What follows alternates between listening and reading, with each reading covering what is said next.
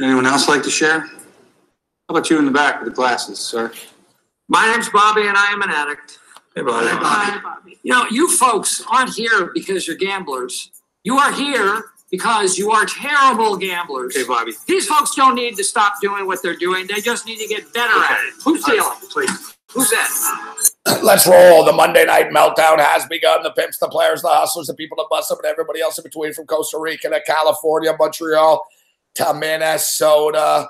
Let's rock and rage, as it is the World Cup semifinals eve right now. France and Belgium in a epic battle tomorrow, and then Croatia and England throw it down on Wednesday. Although to me, it feels as though that the winner of tomorrow's match will be the team to beat in Sunday's final. Big man on campus will step up in it a little bit later on, and we'll bang on the World Cup semifinals. Of course, they're not both tomorrow. France, Belgium tomorrow, England and Croatia on Wednesday. And shit's getting pretty crazy in England right now. A lot of arrests, a lot of craziness, a lot of nudity, a lot of drinking. And evidently, British soccer fans nearly attacked or tried to attack a police dog because the dog was German. They were chanting fucking like, this dog sucks because he's German. It was a German shepherd. Well, at least not Philadelphia. Like, they didn't punch a horse or anything like that. But yeah, they're telling people to chill the fuck out in England right now. Shit's getting pretty crazy. And speaking of shit getting pretty crazy, man, like they had to put a fucking domestic abuse message out and warning. You know that domestic abuse is up 38 fucking % when England loses? And I'm telling you what, England's going to fucking lose.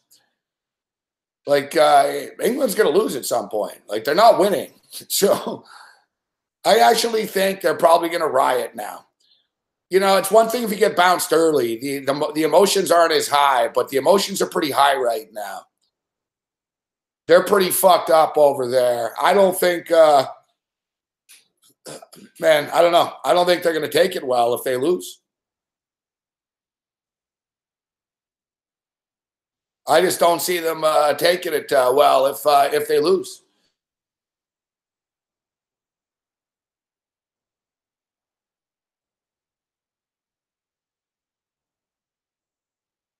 Now, we'll run through some of the chaos and some of the arrests and some of the funnier stories. I don't know, man. There's some weird videos out there and shit, man. There's like a lot of fucking nudity and stuff, but like there's dudes running around naked all the time now. It's pretty funny too. Like it seems like Nottingham. I don't know if we've got anybody from Nottingham in the chat, but you guys seem to be the craziest city. Like I said, I went through the gauntlet today, and Nottingham is where they really got fucking crazy. Like Nottingham, they started flipping over ambulances and shit, and they reported, I don't know, there was like fucking 900 fucking police incidents and shit. Like the phones are ringing off the hook. The Nottingham police chief fucking tweeted out. He's like, you know, I'm sorry that it's sad to see that we have so many idiots in our town. And he said, I'm also sad to see that so many of you can't handle your drink. I love that the police chief's like calling them out. You guys can't handle your booze. He's like, it's a shame you guys can't handle your drink and must fucking do stupid things after you get drunk.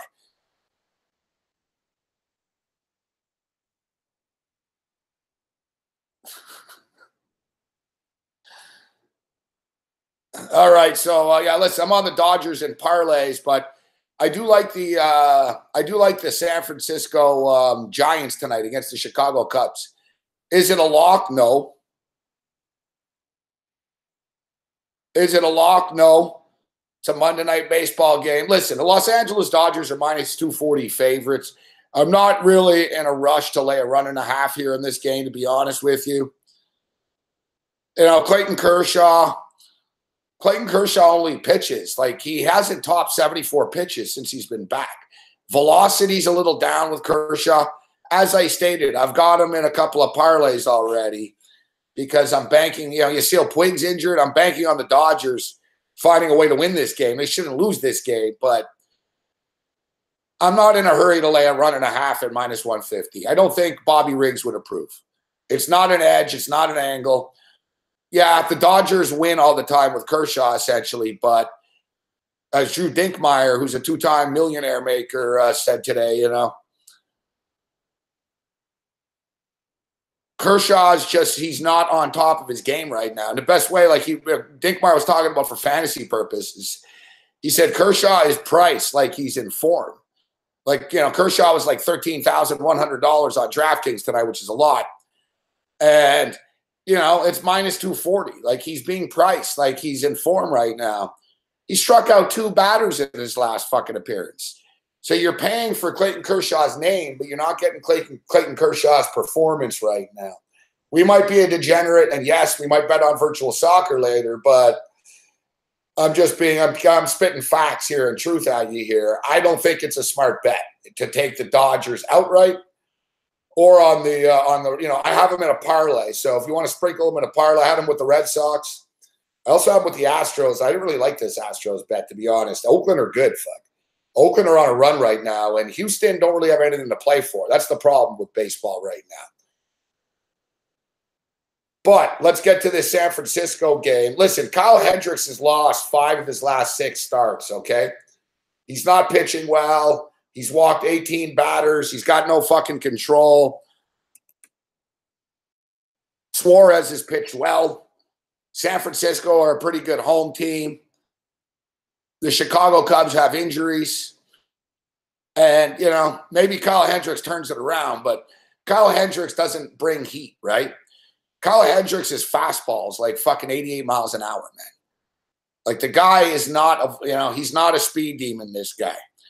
So when he's struggling right now, and he's walked 18 batters in his last, 5 starts or something. So, when he's struggling with the control, and he's got to put it over the plate, the ball gets fucking hit, man.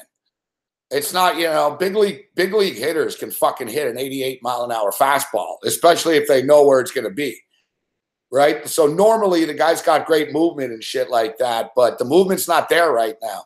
And it's been this way for about 2 months, to be honest. Like, Kyle Hendricks just having a bad year.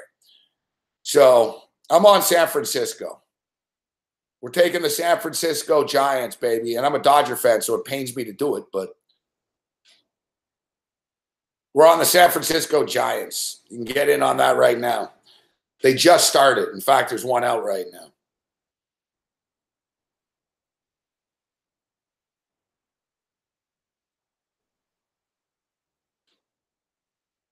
See, we got a Sonny Betts and we have a Sonny Vega. 2 different people. Andrew McKinnis in the house. What's up, McKinnis?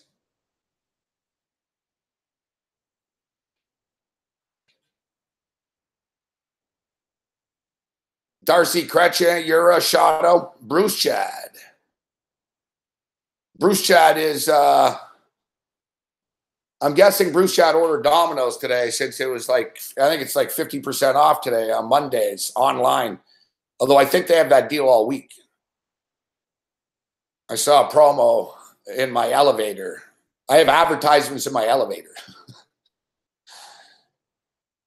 You can't escape. Advertisements in my elevator.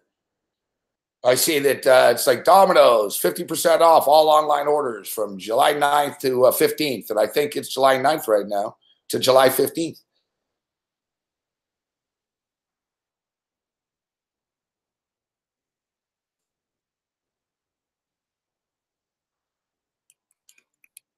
Eric Leduc, you tried calling in today. You couldn't get through. We're going to do it again, Eric. We'll probably do this again on Wednesday.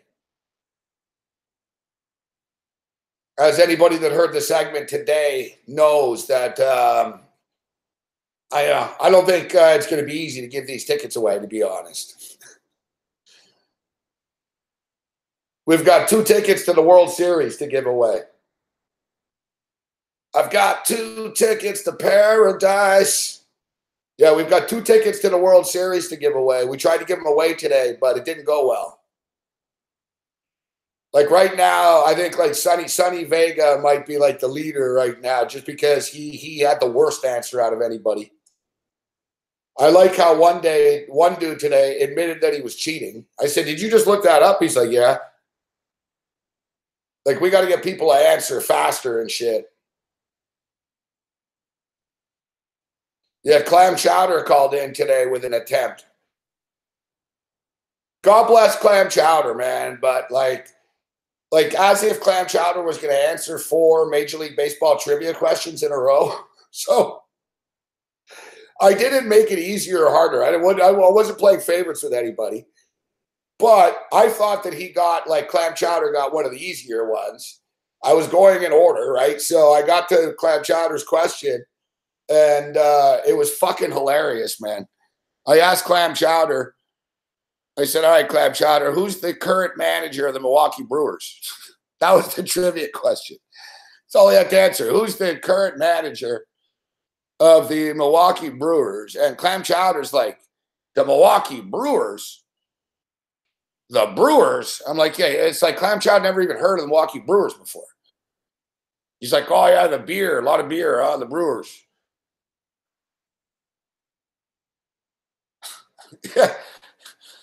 Yeah, Clam Chowder had no idea, passed, so I gave him another one. He couldn't get either one of them. We asked Sonny Vega who was drafted after fucking Bryce Harper. He said Jorge Posada. We had one guy call in who fucking was cheating.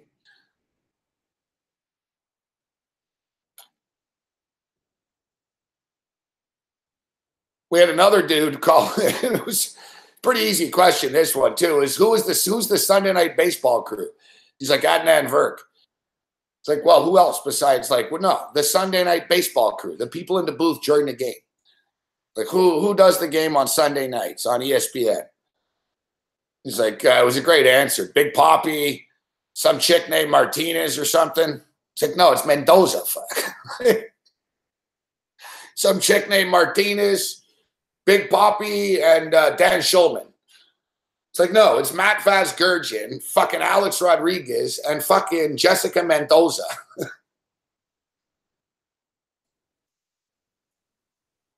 Hey, here's Ryan Haynes. Haynes called in.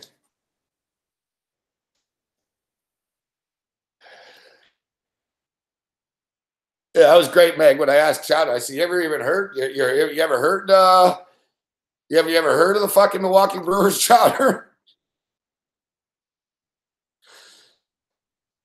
So yeah, we'll be trying to give away 2 tickets. We'll be trying to give away 2 tickets to the World Series again on Wednesday, I believe. The contest goes on pretty much all week, so I don't know, man. Maybe Craig Carton's listeners are a little smarter.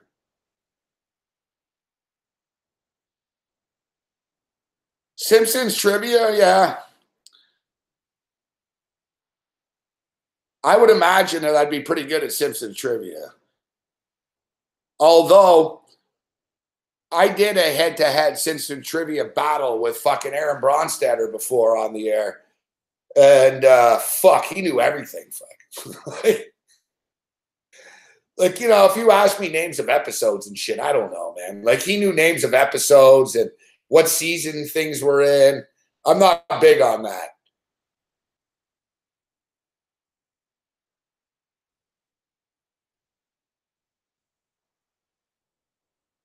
Yeah, where's the World Series? I don't know. The World Series could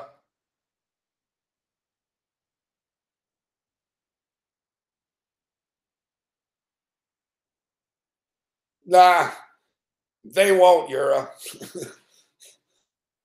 People are stupid, all right? Nobody knows anything. Nobody knows anything.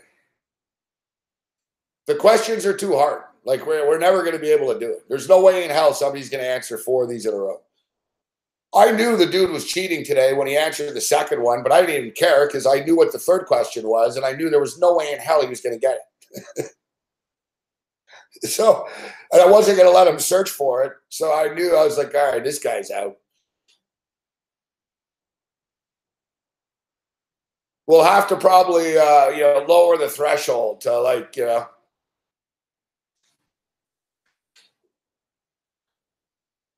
we'll have to lower the threshold. It's the same people listening to the same fucking radio station.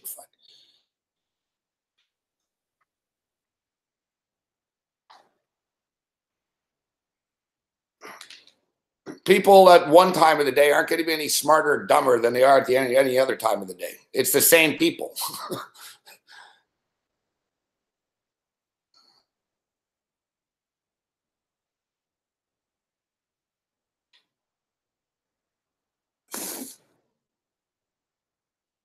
People that listen to radio stations listen to that radio station. Like you either listen to the station or you don't, like type shit.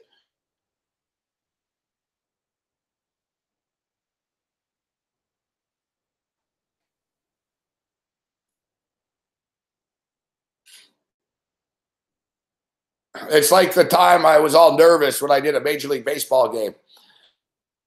I was a Major League Baseball analyst one night on radio, and I was all nervous before the game, and Michael Barrett, the Expos catcher, fucking told me. He goes, I don't know what you're nervous about. He goes, it's the same people that listen to the post-game show to listen to the game. He goes, it's the same audience. I'm really not sure what the difference is to you. He goes, what difference does this make? He goes, who cares if you're on during the game or after the game? It's the same thing. And then I realized, I was like, you know what? Michael Barrett's right. Nice guy, Michael Barrett. He's like, you know what? Michael Barrett raises very good points.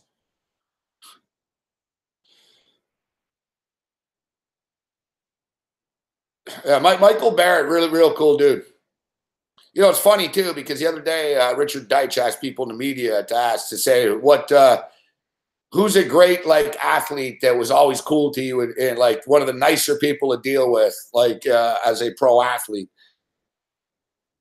And Mitch Melnick, a buddy of mine in Montreal, Mitch Melnick, big-time radio host, answered Gary Carter. And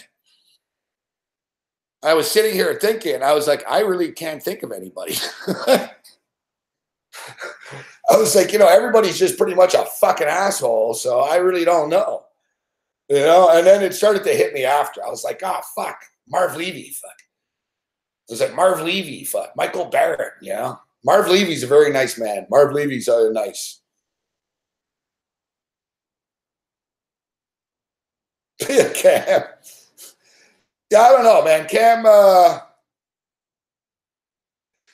Cam is, I don't know.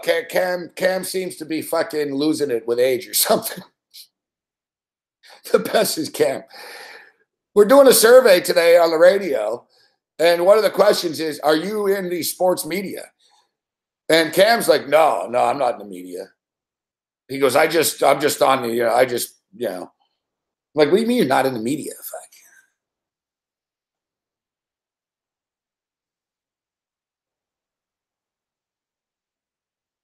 Millhouse wants to know what jersey this is. This is Texas.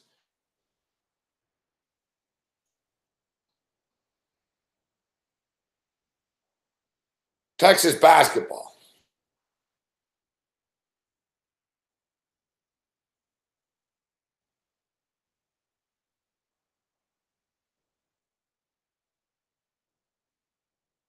Oh, is that what it was? Because I said I was in the media.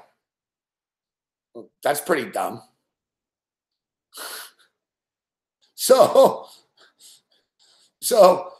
if you answer you're not in the media, you get the rest of the questions. So like people in the media are just going to find that out.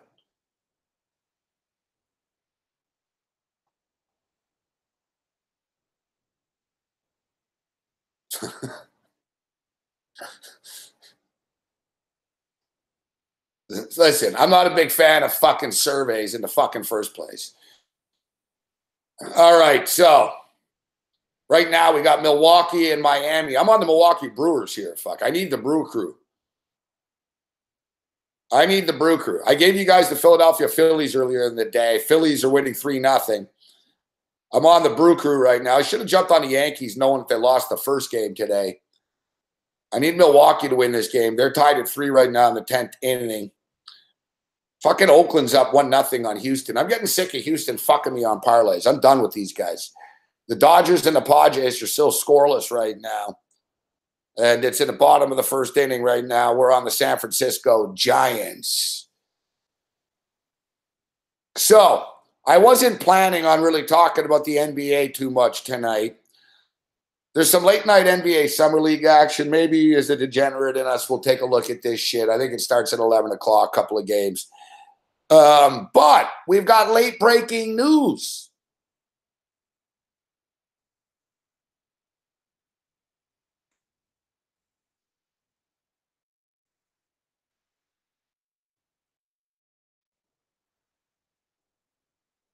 Let's check in. Let's check in with the Sports Rage news desk.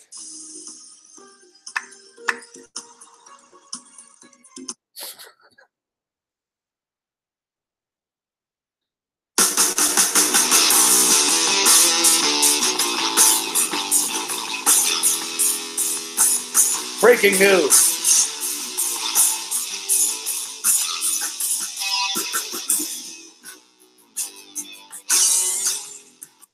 The Kawhi Leonard sweepstakes have taken an interesting turn. And an interesting turn.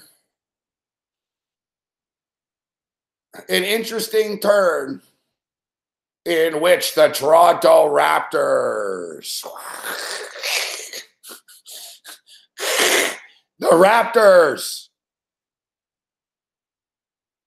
Raptors, word out of Las Vegas is the Raptors are now the front runners for Kawhi Leonard. This is like the first, basically the Spurs are sick of this bullshit. They want to move on. They don't want to trade him to the Lakers. If he ends up with the Lakers, he ends up with the Lakers.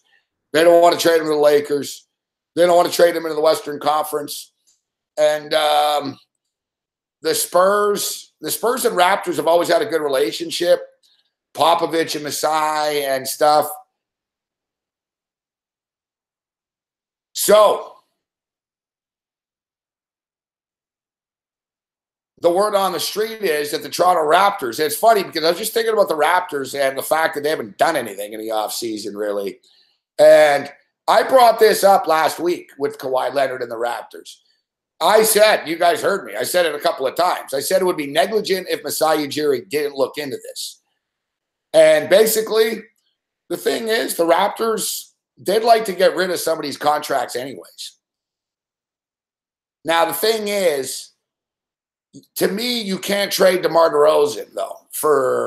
You can't trade DeMar DeRozan for Kawhi Leonard.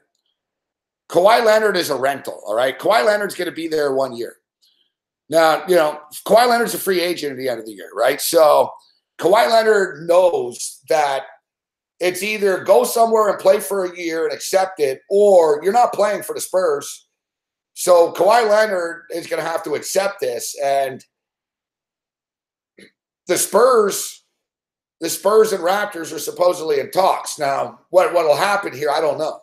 Now, I can tell you that Masai Ujiri doesn't seem to be DeMar DeRozan's biggest fan.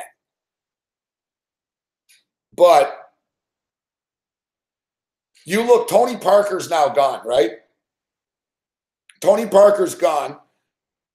They told Kyle Anderson today or yesterday they're not matching any contract for him. He can leave. They don't have a guard, man. You know, Kyle Lowry makes a hell of a lot of sense for the San Antonio Spurs. Point guard has been a problem for them. Kyle Lowry makes a lot of sense if you're the San Antonio Spurs. You never had Kawhi Leonard last year anyways. Kyle Lowry is a massive upgraded point guard than anybody that you had playing for you last year playing PG for you. You know, Tony Parker's old and fucking done. Murray sucks. Anderson never got better. You know, like they need a point guard. Kyle Lowry makes a fucking lot of sense. The thing is,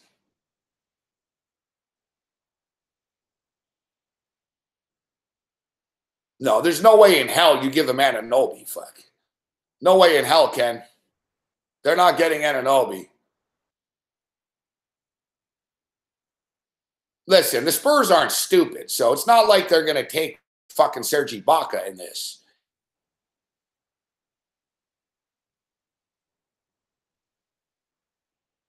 I'm telling you right now, it wouldn't shock me. It wouldn't shock me if they did trade DeMar DeRozan. Look, there were reports that that Masai Ujiri was going to trade tried to trade or nearly traded DeMar DeRozan to the Knicks last year. There was also a report that like Masai Ujiri sort of blames the playoff loss on fucking DeMar DeRozan a bit. He basically thinks DeMar DeRozan doesn't play defense and the ball slows down. Like Masai's just not in love with DeMar DeRozan. But the thing is, if you trade DeMar DeRozan and you get Kawhi Leonard, it doesn't make you better. Like, you know, it doesn't really change anything. Like, who's fucking going to score for you?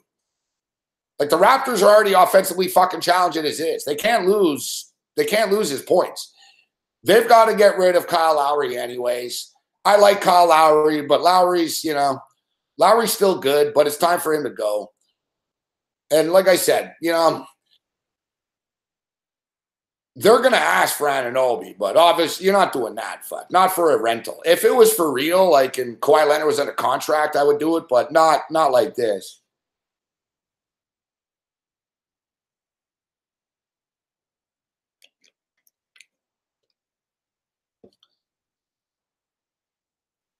The Raptors could be all right at point guard without Kyle Lowry. That's the thing. You lose DeMar DeRozan, you're losing 4 points, 25 points a night. You know, you lose Kyle Lowry, it's fine.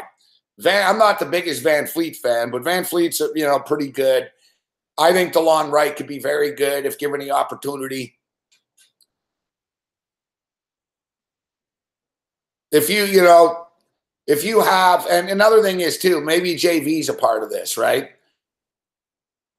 I'd be willing to do it, to be honest, except they're not going to do that because I know that the Raptors' new coach, Nick Nurse, is a very big Jonas Valanciunas backer. Like, Dwayne Casey didn't really like Jonas Valanciunas very much. And Nick Nurse does. So, you know, but I'm sure, you know, Jonas Valanciunas just strikes me as the type of guy that Popovich would like. Doesn't he seem like a Spur? You know, would I be willing to trade Jonas Valanciunas and Kyle Lowry for Kawhi Leonard? Yes. I'm not giving you Anunoby. Anunoby's a non-starter, and to me, DeRozan's a non-starter. So I would go from here. You know, I'd try to push Ibaka on the deal. I would. Yeah, can't hurt, right? You'll tell them, listen, I'll give you fucking Kyle Lowry and Serge Ibaka. But the problem is, both those guys are over 30 years old. You know what I mean? Kyle Lowry has 2 years left on his contract, and he's owed a lot of money, fuck. I think he's owed like $62 million over the next 2 years. So Kyle Lowry is a lot of money, and Jonas Valanciunas really isn't.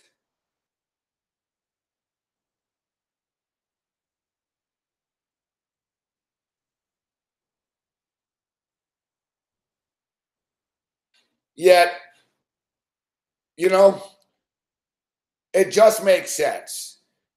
They need a point guard. You give them Kyle Lowry. Suddenly you got Kyle Lowry, LaMarcus Aldridge. And, you know, you'd have to give them something else as well, though. You know, if they want Norman Powell or something, but they're not stupid. So like I said, I wouldn't trade DeMar DeRozan, but it wouldn't shock me if they did. It wouldn't shock me if they did. I don't know. Masai Ujiri is pretty unpredictable what this guy will do. It's hard to predict. It's funny. I was just thinking about him earlier in the day today, and I honestly thought, you know, he's got to be up to something. And, you know, this Kawhi Leonard stuff really isn't going anywhere.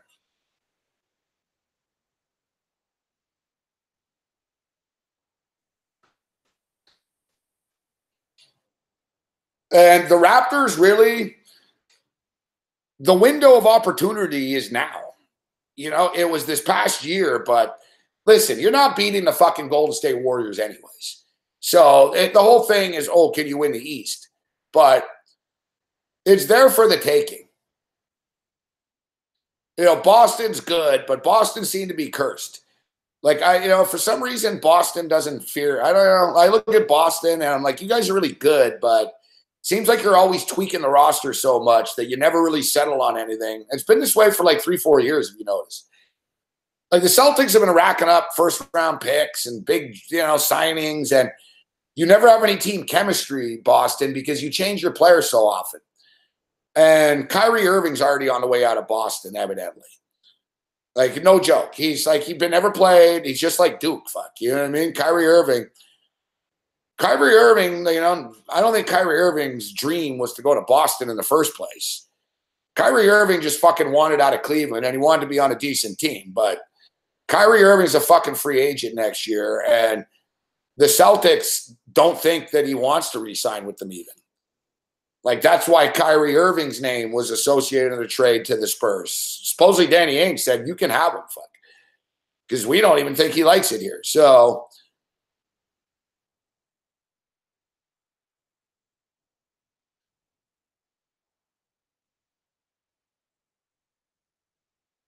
yeah, it would be the Spurs that would leak this. You're right.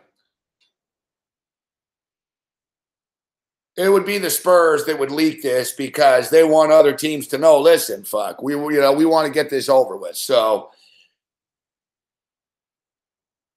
the thought is that the Spurs want to get this done by the time the summer league's over. It's a fucking problem that they want to go away. They just want to, fuck off, and that's it, And the Raptors have been too quiet this offseason. You got to believe that Masai Ujiri is going to shake things up a little bit. They shook things up a little bit by changing coaches, but I think they can take it to another level right now and shaking things up.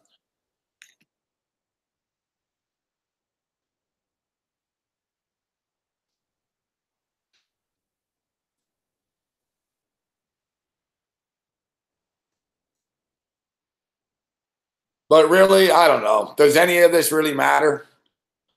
Is anyone beating the Golden State Warriors anyways? Like, the Golden State Warriors could be missing like 2 or 3 players every night, and they'd still win. Fuck, like, it's kind of ridiculous, to be honest. Yeah, I'm done. We're done with the Houston Astros.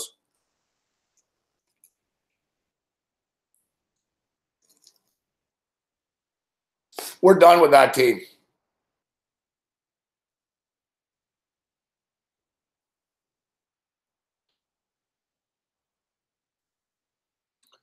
Why? Because it doesn't matter whether he's going to stay or not. 1 year in the NBA is a long motherfucking time, man. And you know what? Last year, when Paul George went to Oklahoma City, everybody, including myself, said he's never going to stay in Oklahoma City. He wants to go to LA. Well, where's Paul George right now?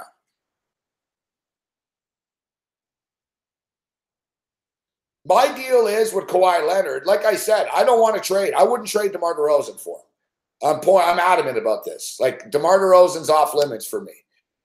I'm not running the team, though. And I don't think Masai Ujiri likes him, so maybe he would trade him. I don't think Masai Ujiri's that stupid, though. You trade fucking DeMar DeRozan. Where's the points? You know what I mean? You don't score. You get Kawhi Leonard, so what? Fuck. Where's the points?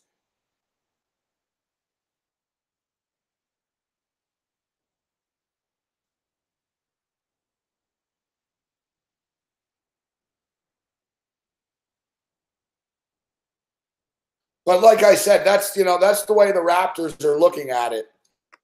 In that, look at Paul George. Paul George went to Oklahoma City, stayed a year. I don't know what's up, man. My TV guide says that I have this fucking baseball game on, but Sportsnet's lying to me. I don't understand. It says I have the fucking Chicago, San Francisco game. Exactly, McInnes.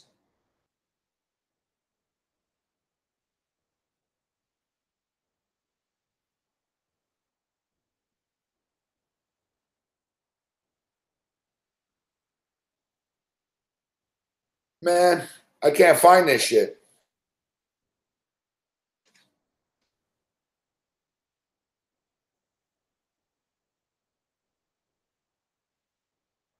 They're lying. It's not on. They're like, it's not on, fuck. Like, they've got a bunch of bullshit on. They got baseball highlights. I don't know what's going on. Where's wrestling? Isn't it Monday night? What the fuck's going on? No, it's not after Sports Central, bro. It's the game started.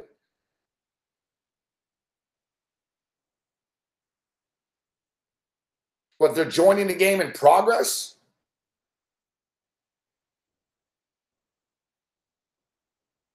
You got to be shitting me. Why would no? There's got to be a mistake.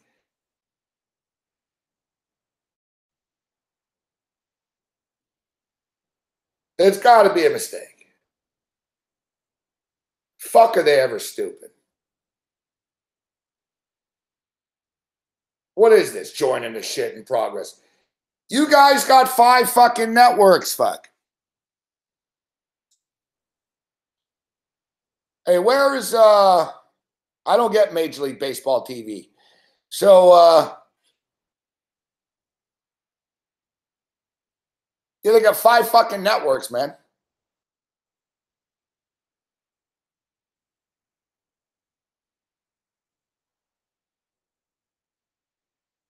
Like, why would you put it on in progress when you have 5 different networks? And secondly, where the hell is Monday Night Raw? Is Don on the phone? And where are those pictures I asked for?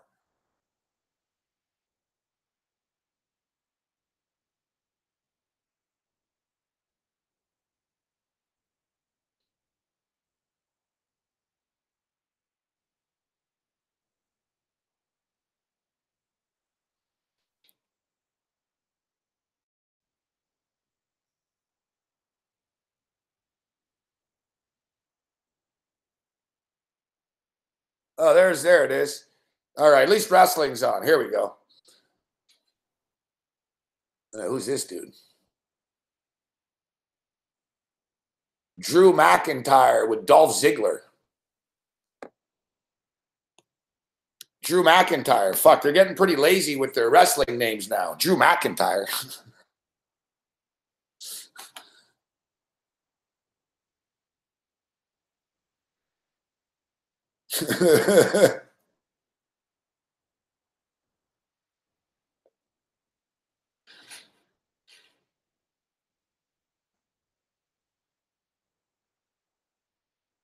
All right, still scoreless. Cubs, Giants. Wow, already in the 3rd inning. This shit's flying by, man.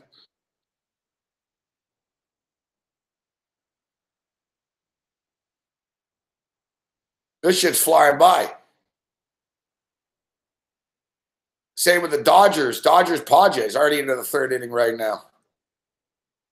I was going to say, actually, we should jump on the in-game under of this. Let's jump in on the in-game under here. Drew Dinkmeyer, who I respect a lot, was with us earlier today, and he said he actually liked Perdomo tonight. And not betting on the game, but he thought that the Dodgers offense would struggle tonight. And listen, they got 4 hits. San Diego doesn't have a hit yet. The total's still 6.5. I'm going to jump in on the under 6.5 right now. Under 6.5 minus 155. Under 6.5 minus 155. Dodgers, Padres, under.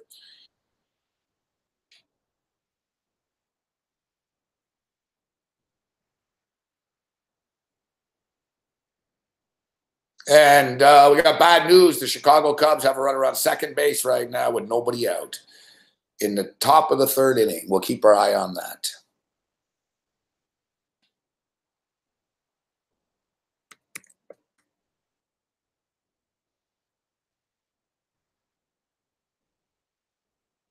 $5,996.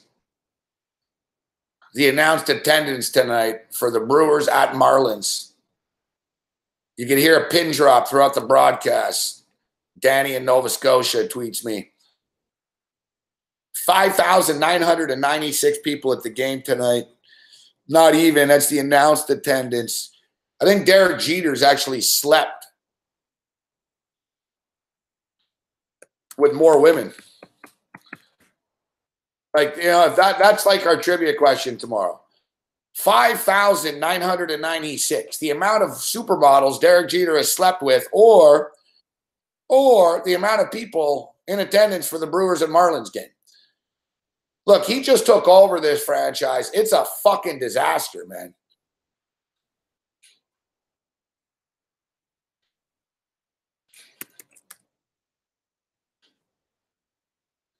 It's a fucking disaster. You know, you wouldn't think, oh, of course the Marlins win. Oh, of course they did. Why fucking wouldn't they?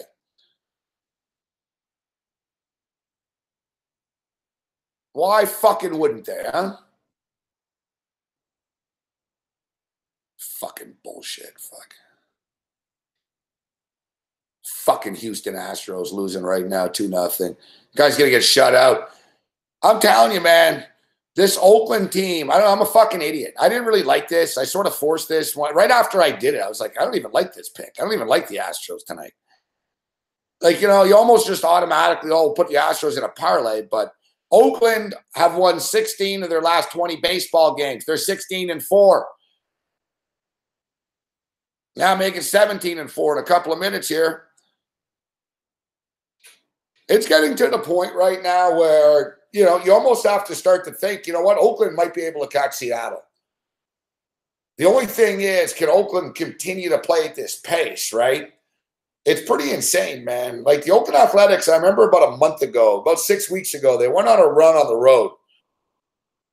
Like the Oakland offense is very good on the road. Like, you know, the Oakland Athletics should move the fucking fences in at their park. Like, they play in such a massive monstrosity of a pitcher's park, right? But they actually have really good hitters on the team.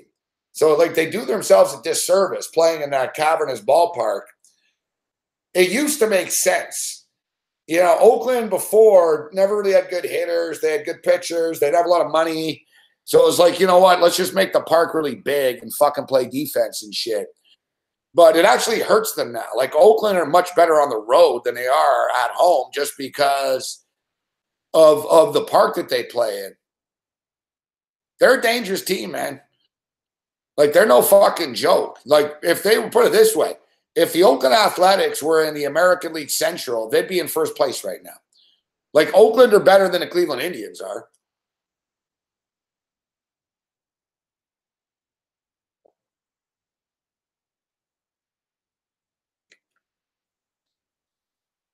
They come into tonight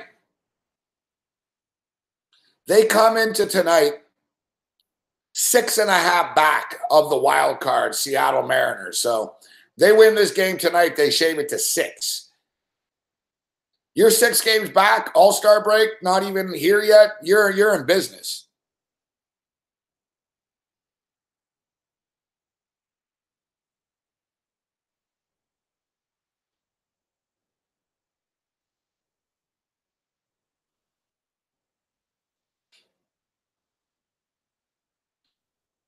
So as I stated, you know, that's the thing. Yes, yeah, you guys have won, you know, you're going to be 17-4 in your last 21 baseball games, but you're still 6 games back, and mathematically, you know, you're not going to fucking play at that alarmingly high rate.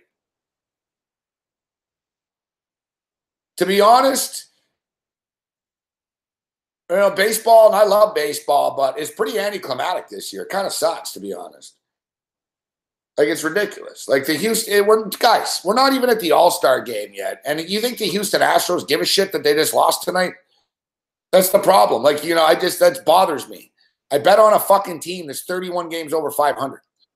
They're 31 games over 500. Like, they lose, and it's nothing to them.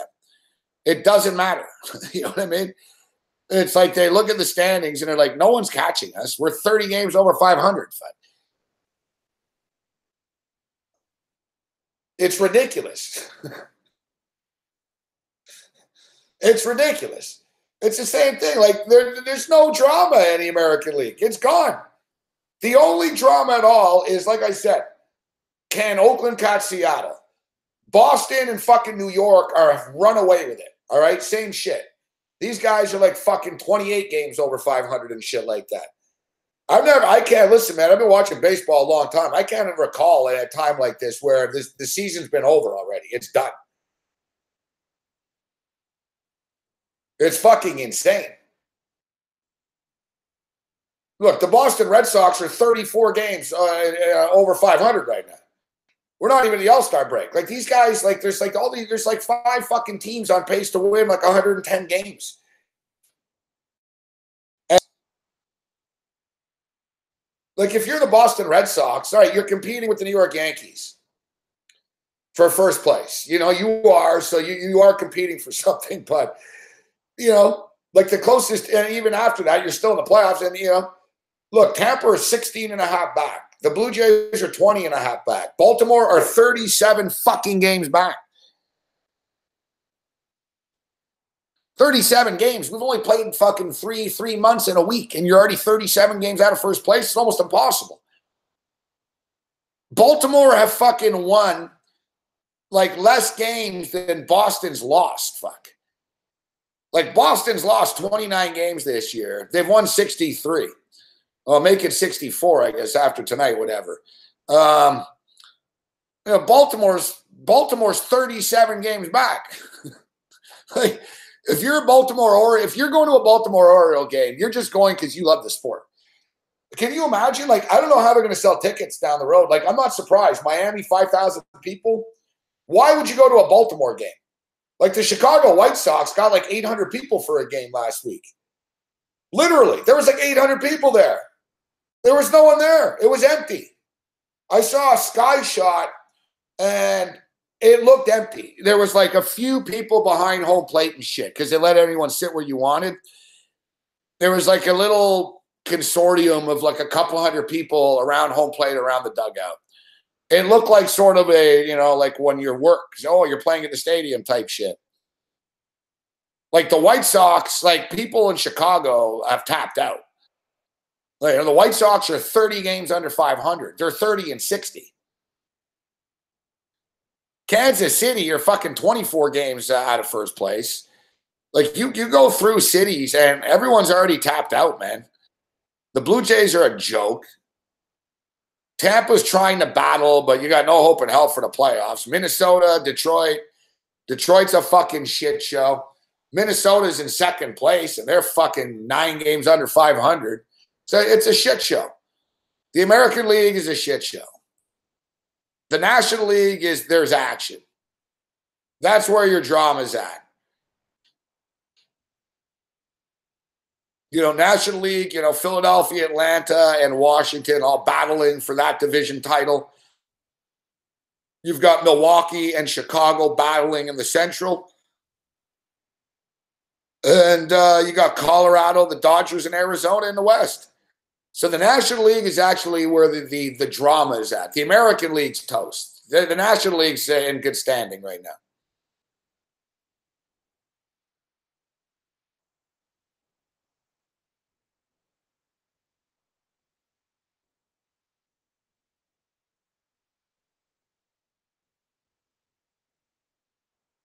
So 5,000 people tonight. Yeah, Major League Baseball. Major League Baseball. Major League Baseball attendance is pretty much down. Let me see where it's at right now. You know, here it is. Like they're.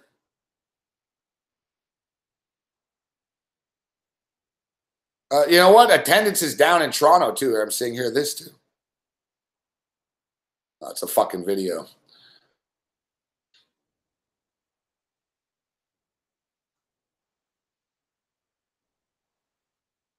Major League Baseball. Listen to this. Major League Baseball attendance is headed to its lowest average in 15 years.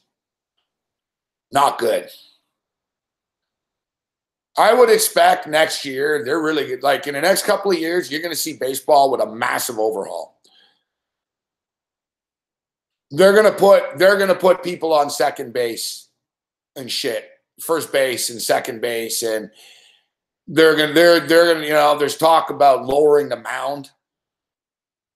I don't think it's a good idea to lower the mound. I think they're going to get a pitcher fucking killed, but basically the mound used to be higher, all right, and they lowered it in the 70s, fuck, and hitting went up.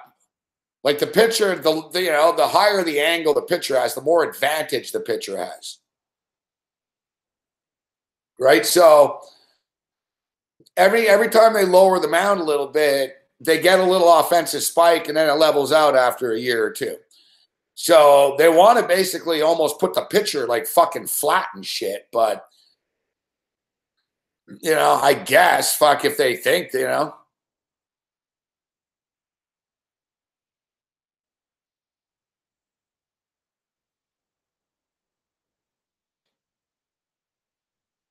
Listen, in the Olympics, they put a runner on second base. In the Olympics, they put runners on second base. And like in the World Cup of baseball and shit, they put a runner on second base. Major League Baseball compromised, and they put a runner on first base. So, but I bet you that Major League Baseball is going to sit down before they officially change this and say, you know what? Putting a runner on first base isn't enough because it's just going to be a double play, and we're in the same position we're in. They want runs and shit. I think they're going to go with runners on first and second.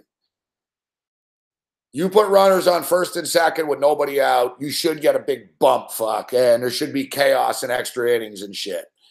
And the players' union is going to go with it because they don't want to stand out there all night, right? They don't give a shit how the game ends, fuck. To them, it's a job. And they're doing this job 162 nights a year. They like the idea. Like, that's the problem. And I get it. I see, like, if you're a baseball traditionalist, I get it. It's sacrilege and shit like that. It totally is. But the players are going to go for it because they don't like fucking playing in 15-inning games. They don't like it. Managers don't like it. Managers don't like it. We'll see if they check into the baseball game at 11 o'clock. So, yeah, managers don't like it. Players don't like it. Nobody likes extra inning games. Fans seem to enjoy it, but the players don't. And the managers don't because it fucks their bullpens up. No one likes it. Long story short. They're going to do away with the divisions as you know it. They're going to redo all the divisions. Yeah, 1-0 Cubs right now, motherfuckers. So yeah, they're going to redo all the divisions.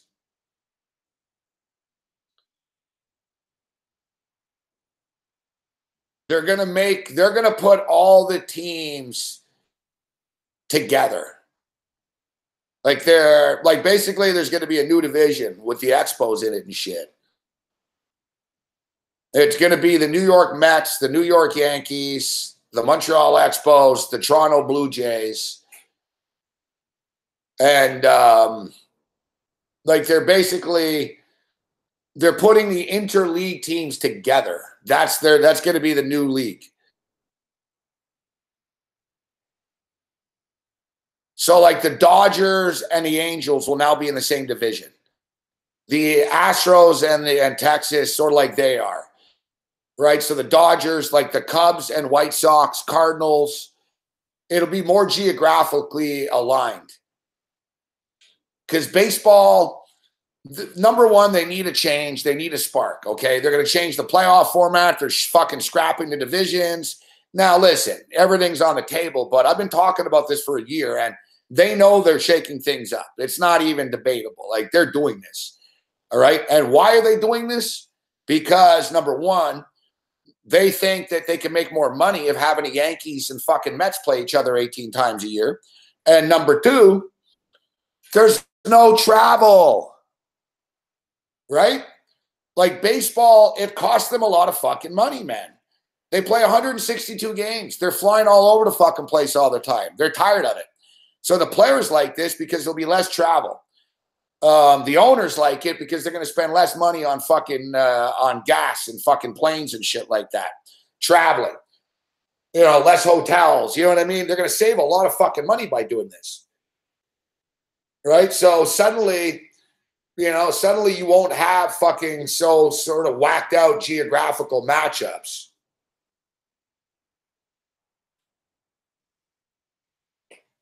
You know, because the airfare just costs too much money and they're doing 162 games. And it's also a problem because attendance is down. So they need natural rivalries. Like that was always a problem for the Montreal Expos. That was always a problem for the Montreal Expos. That, like, you know, if you look at the Toronto Blue Jays, who have been more successful at the box office than the Expos and the Montreal Expos, well, who do the Toronto Blue Jays play against? They play against Boston. They play against New York. It was fucking stupid because Boston is much closer to Montreal than it is Toronto. Who's the Montreal Canadiens' biggest rival? The Boston Bruins. Montreal and Boston are fucking big rivals, you know, but they weren't together. Like the Montreal Expos were in a division with the Philadelphia fucking Phillies and the Atlanta Braves. How is there going to be any rivalry between Atlanta and Montreal? How can like people from Montreal go to Atlanta to games? How can people from Atlanta go to Montreal to games? You know, the Expos were playing against the Philadelphia Phillies. Fuck. It's like fucking 22-hour drive or something. You know what I mean? It's like, it was ridiculous. Like, so you never had any real rivalry or anything. You know what I mean? It was just kind of awkward. You know, the Expos used to play in a division with the Pirates in the old days and shit. Like, it's like, what do you mean? Montreal, Quebec, and Pittsburgh? Like, you know what I mean? It doesn't make sense. They should be in a division with the Blue Jays and the Red Sox. And, you know, every time the Blue Jays went to Montreal, it was sold out. Every time the Red Sox went to Montreal, it was sold out. Every time the Yankees went to Montreal, it was sold out.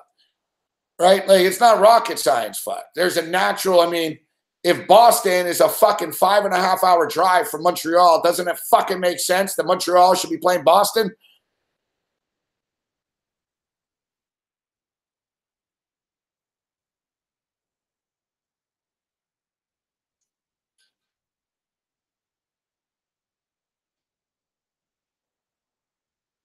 And look, fans like the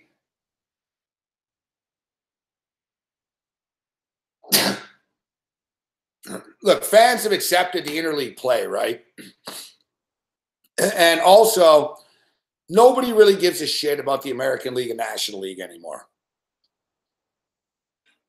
Where I'm going with this is there is no tradition. Once again, like, we can bitch all you want. You know, these divisions didn't even fucking exist until 1974, fuck, all right? And the divisions that we're in now are changed. There's no tradition in this. Like, there is none. Like, it used to be that way, right?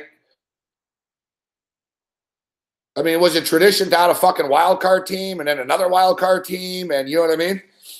You can throw and you can kiss tradition out the window when it comes to baseball. So I'm just stating, you can't say, oh, it's sacrilege. You can't bust them up. Like, they're not going to bust the Red Sox and the Yankees up.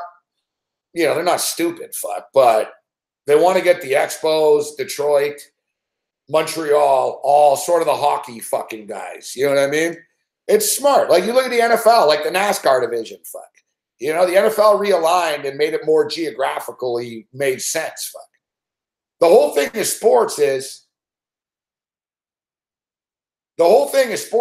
you know, you want rivalries, you know, cross-border state rivalries and, you know, your borders and, you know what I mean? That's what makes rivalries, fuck.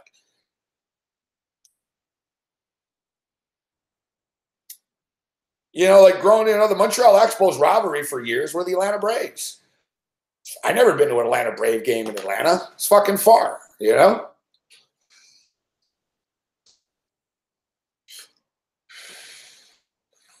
You know, there's a reason why Auburn and Alabama are rivals, because they're in the same state, right? Or, you know, teams right next to each other, fuck. Michigan and Ohio hate each other, fuck, right? It's a border war, you know what I mean? The border, like, proximity is what builds sports rivalries. And baseball sort of is in a wasteland with this right now.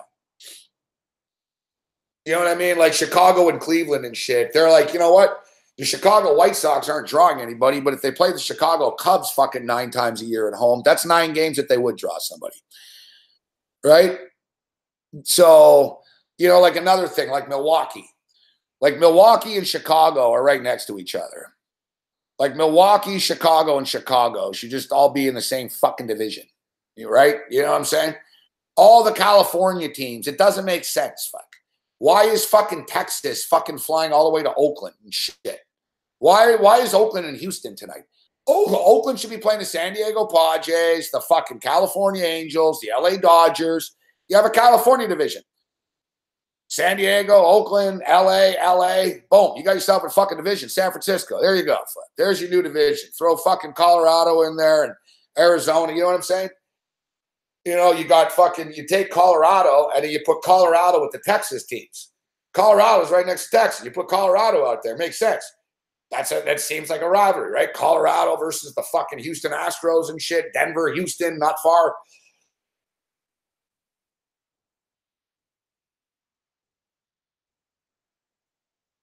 Yeah, the NHL gets it, right? The NHL, it's one thing the NHL figured out. Fuck. The NHL's always gotten that right. They're like, listen, fuck, just put the fucking teams close to next to each other. You know, it's, you know, Montreal, Boston, Buffalo, fucking Toronto, you know?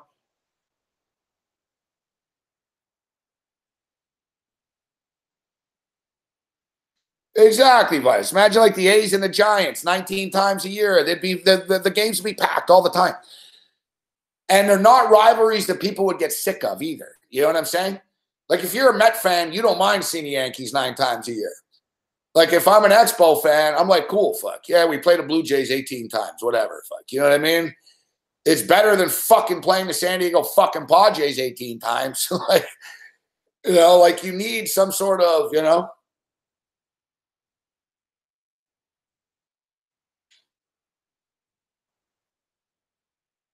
Well, the NFL sort of did. The NFL tried to.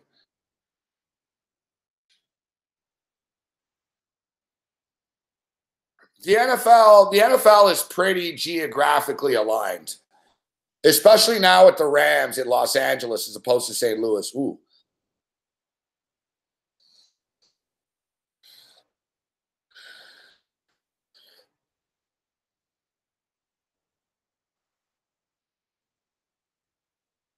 All right, so here's the Major League Baseball attendance story I was talking about. So they're on pace for their lowest attendance in 15 years. Yet Major League Baseball say they're not really panicked about this, that they're trying to rebrand the game, essentially. They're like, it's going to take time. Rob Manfred said he's not overly concerned because he sees improvement. Big deal, fuck. Rob Manfred's all happy because and the average length of a baseball game is 5 minutes less now. Nobody gave a shit like about your stupid fucking little thing in the box and stuff. Like people that like baseball don't want a clock. Like it won't be long until you have a fucking pitch clock behind home plate. I guarantee. It'll be like basketball. They're already talking about it. Like, don't be shocked. I'm like, baseball is going to get extreme, guys. It's like baseball as we know will be different. It will be. It's a sport that's never really been changed at all for the last 120 years, but it's starting to, they got a problem, fuck, and they're going to have to do something. I mean, baseball purists will say, don't do anything about it. Yeah, but, you know, when we're getting fucking 6,000 people a night here and we're paying players $28 million a year, we got a fucking problem. I mean, you know, if not for TV, you know, TV is always the savior of sports, though, right? I mean, that's the thing. The NFL, like Roger Goodell, Dana White said the same thing about the UFC. I remember once there was like 5,000 people showed up to a UFC event on Fox one night. And Dana White said, it was one of his rare bouts of honesty, when he said, really, I could give two shits how many people came to the event. And, you know, he basically said, you know, this is a TV event. Or, you know, we're made for TV. He goes, and Dana said, whether there's 5,000 people or 8,000 people, that's not our bottom line. Our bottom line is we provide content for television. Same with the NFL. Like the NFL can play in front of empty stadiums and still make $3 billion a year. The ticket money is just sort of the owner's little fucking change fucking piggy bank. All right, so listen, it's not the end of the world. Baseball's averaging 27,000 people a game. It's down 6% from last year. But there's just been a steady drop, actually, over the last couple of years.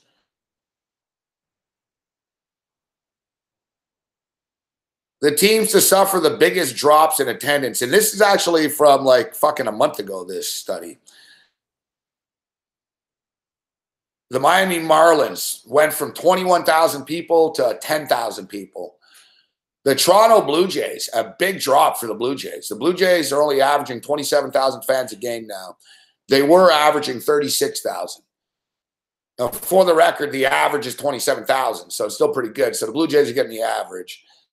Baltimore was getting 28,000 people a game last year. Now they're only getting 19 a game. Detroit only get 19 a game. Pittsburgh are getting 16 a game. KC are getting 19 a game. The White Sox are getting 15,000 a game. Cincinnati Reds, fuck. And the Cincinnati Reds, big baseball market. Like, they love baseball out there. The Cincinnati Reds only average 17,000 fans a game. Cleveland Indians, 17,630 fans a game. The Cleveland Indians are in first place. You know what I mean? Like, if you're a team and you're in first fucking place and you're still getting $16,000, like if I was the owner, I wouldn't be in a fucking hurry to sign anyone either. Like, we can do all fucking Cleveland this, Cleveland that. Yeah. Well, honestly, if you're the Cleveland owner right now, are you like, you know what? Yeah, let's go out and sign this guy and that guy at the trade deadline here. Why? Fuck. I'm in first place and I'm still only getting 17,000 people a game.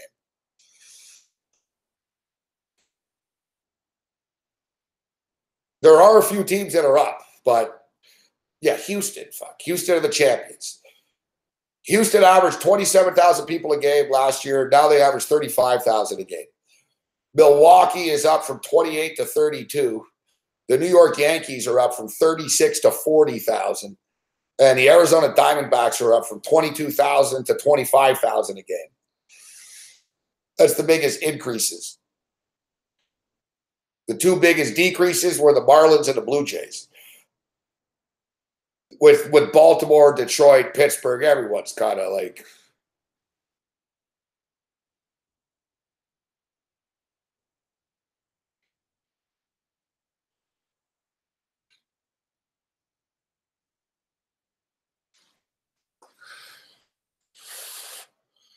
That's the thing with Cleveland. You know, Vitalist, the Cleveland Cavaliers had the highest payroll in basketball. Like, when people bitch about, oh, LeBron James didn't have help. What do you mean he didn't have help? They had the highest payroll in the league. You know, like the year that the Cleveland Cavaliers won, the Cavaliers lost like $150 million a year. They didn't make any money. Like, they lost a shitload of money. They went way over the salary cap. They had a luxury tax. They're paying fucking LeBron up the ass. They paid everyone up the ass to appease LeBron. And they can't sell their tickets for that much. It's in Cleveland. This isn't New York or Toronto or San Francisco where you can get fucking $2,200 for a courtside seat. It's Cleveland. You know, people, you know what I mean? The revenue doesn't add up. Fuck. So, yeah, they won, and LeBron bitches about Gilbert, but Gilbert lost a shitload of fucking money.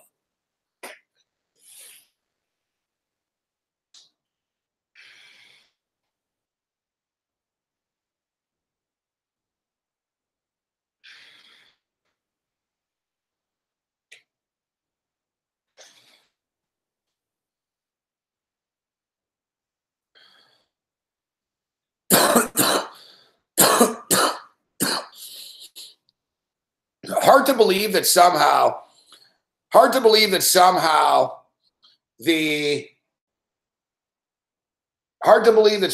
that the Marlins would be worse off without Jeffrey Loria.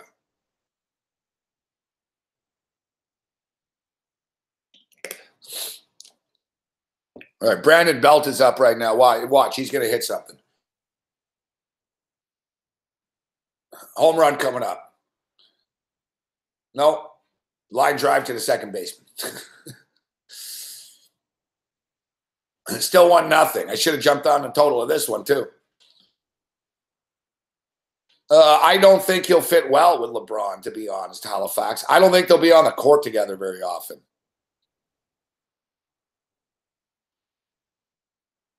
I think the Lakers would be better off.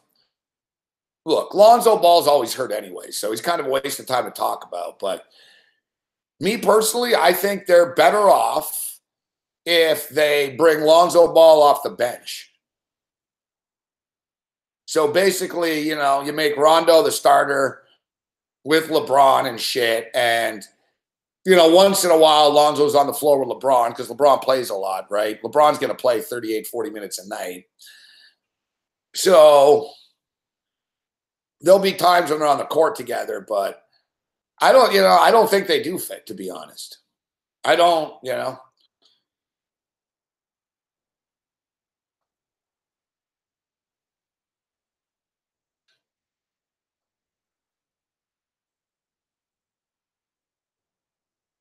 Yeah, Lonzo for DeMar for what are you guys on crack?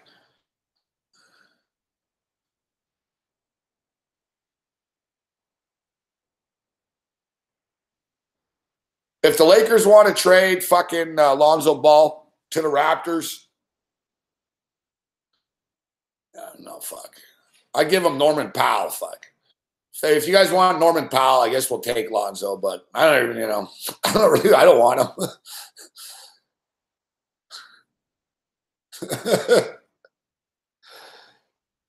No one wants Lonzo Ball, fuck, right? I'm not, you know, listen, I'm not saying no one will want Lonzo Ball.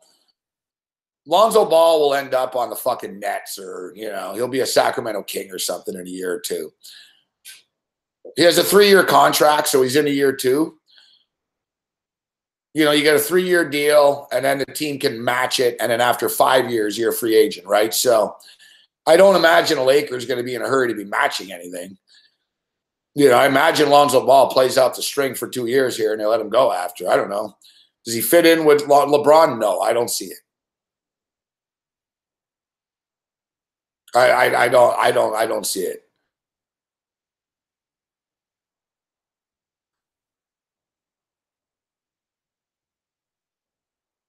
They screwed up taking him that high.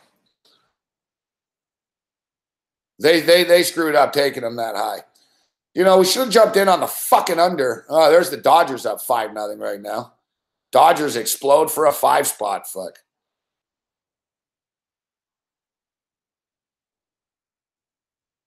I didn't realize the Dodgers are roughing them up. No, it's good for people to lay the 1.5 here. That's good for my Red Sox Dodger parlay. But it's not good for the under. I should have grabbed the under of this fucking San Francisco game, too. Still 1-0 right now. Kyle Hendricks pitching well. Chicago Cubs are minus 185. The Cubs are minus 185, and the Giants are now plus 155.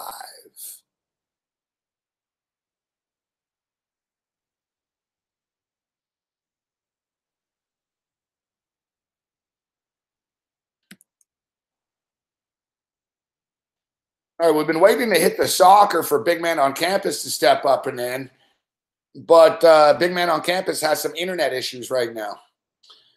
I just got a message. He said he's having problems logging in. He's got some issues. He's going to try to figure it out.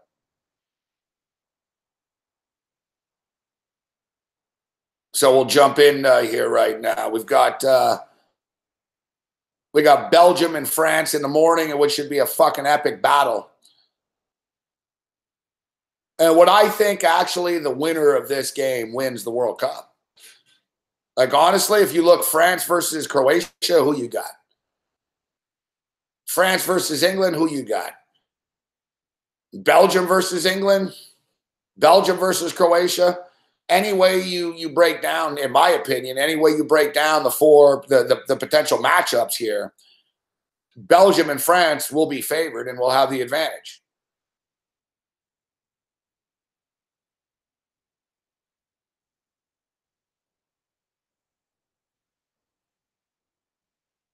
So what my suggestion is right now is to just take Belgium to win it all. You can get Belgium at plus 275.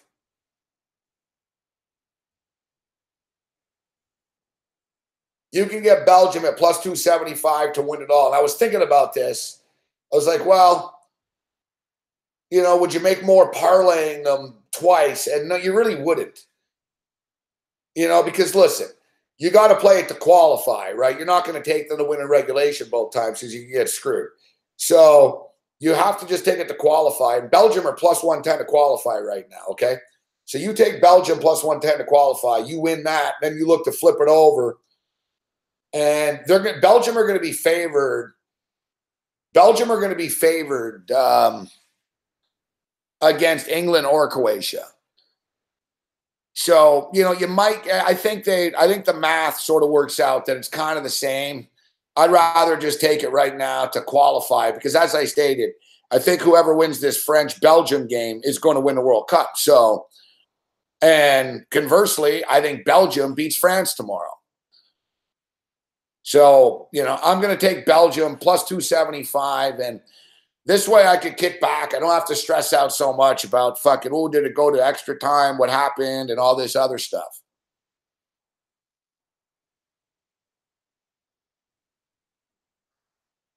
Yes, I do believe that both teams will score.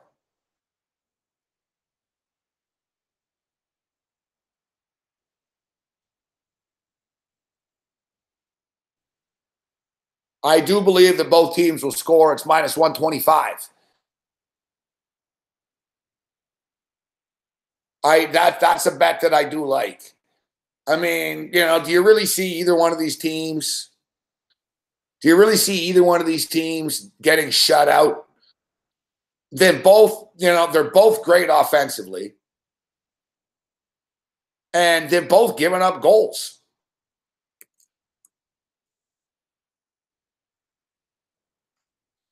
Now, I don't think that it's going to be a fucking track meet. The stakes are too high. Yeah, the stakes are just too high, but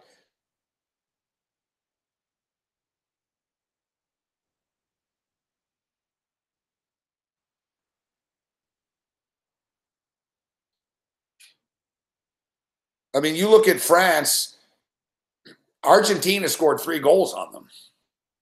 I don't think Belgium's going to score 3 goals on them, but like I said, I'd be very surprised if Belgium got shut out. And I know France shut Uruguay out, but Cavani didn't play, and it's not like Uruguay or Belgium.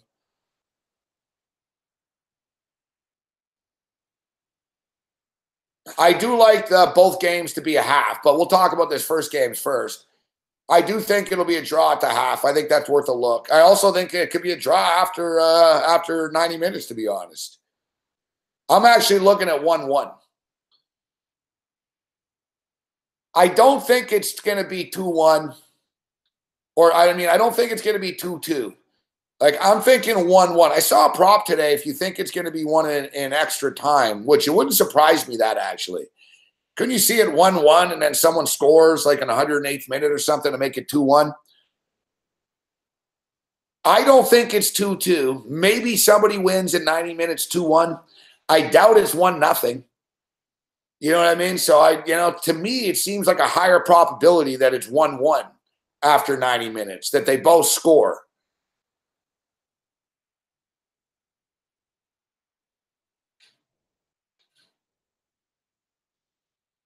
Now, the way I look at it is the reason I like Belgium, and I'm kind of kicking myself because if you guys remember before the tournament started, I liked France and I liked Germany as well, but those are the 2 teams that I liked. And I was going to bet France, and I got cold feet about them for some reason. I fucking bet big on Germany. I should have fucking just bet them both, man. But I actually think France are going to lose tomorrow anyways. France have been good, but France have never really been great, you know? You know what I mean? Like France are under a lot of pressure. Fuck. I think France are under more pressure than Belgium are.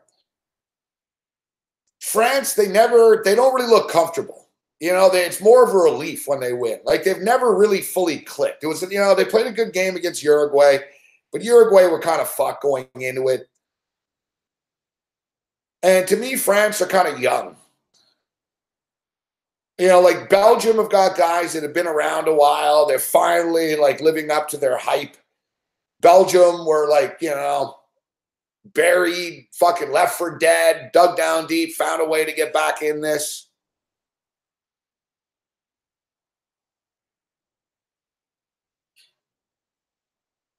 You know, I think Belgium are more resilient than France are. You know, their players are a little older. You know, like Mbappe, that kid's fucking young, man. You know what I mean? Like, they're young guys on France. They've got some veterans on France, but all right, come on, San Francisco. You got to run around first base. Let's get this shit going here.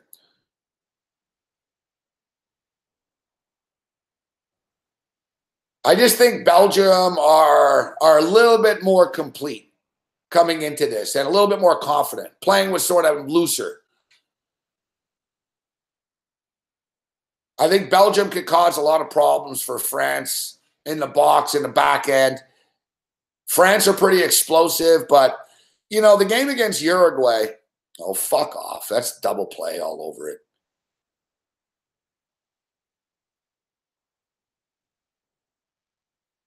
No, fuck off. Fucking runner on first base, one out still. You know, look at the game against look at the game against Uruguay. Look at the game against Uruguay.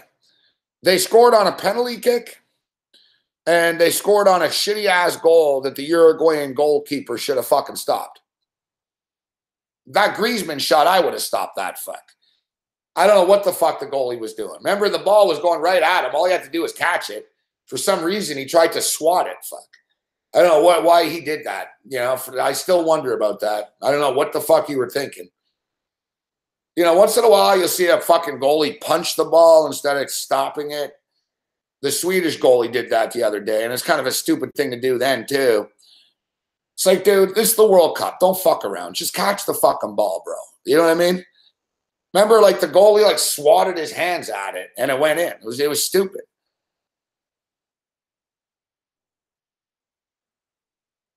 Exactly. It was like in the Champions League. I don't know why exactly, Cody. Who was it? The Liverpool guy. He did the same fucking thing. Like, I don't know what the fuck he was doing. So it's not like France was fucking lighting it up against Uruguay either. I just think the pressure gets to France, and Belgium find a way. You know, it could go either way. And as I stated, I'm taking Belgium to win the entire tournament. I'm going to grab the plus 275. And if I'm wrong, I'm wrong. And then I'll just bet on France to win the championship on Sunday. That's the way, you know, we're going to approach this. As far as the total is concerned, listen, it's 2.5. It's 2.5. Oh, they keep on trying to pick off. I think it's McCutcheon. Oh, shit, the ball just went to the outfield. Damn right. He's getting to third base. He might score. He might score. Safe. Oh, fuck. I thought he was getting greedy. Ho, ho, ho, ho, ho, ho.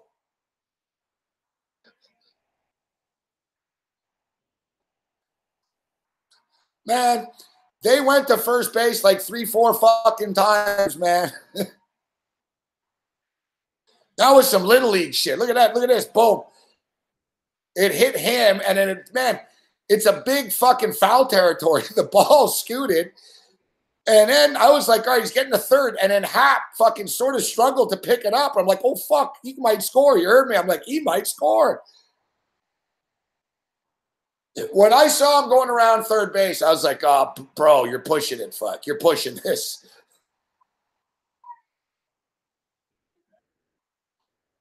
That's going to this should open it up, too. This is going to rattle Kyle Hendricks. How does this not rattle you? You've lost 5 of your last 6 starts. Everything's going great. You kept on throwing it to first base. Somehow the guy goes from first to third. Your worst fears come. See, boom, I told you. Boom, base hit. Fuck.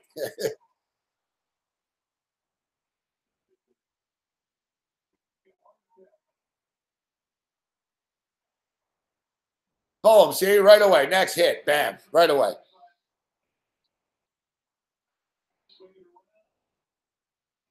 Nice job by Alan Hansen there.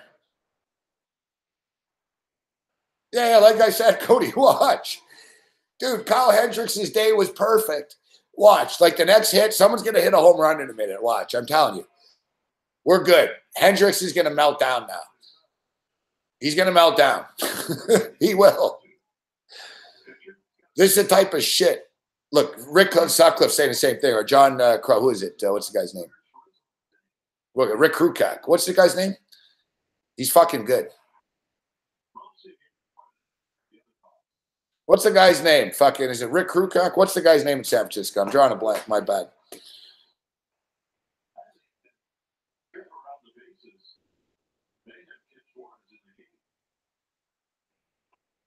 Unfortunately, right now we got the pitcher up. Suarez is up.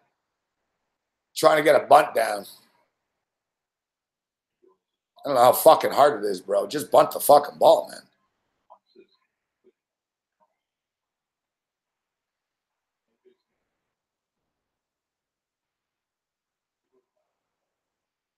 No, it was Baez. It wasn't Hap.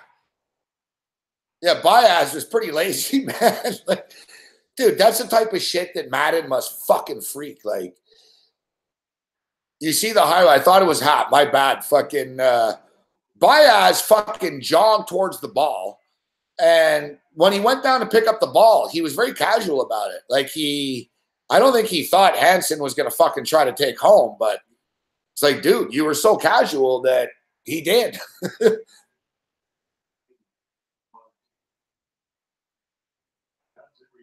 Yeah, Kruko. Thank you, Kruko. Rick Kruko. He's great. Big Kruko fan. Suarez strikes out. Fucking idiot.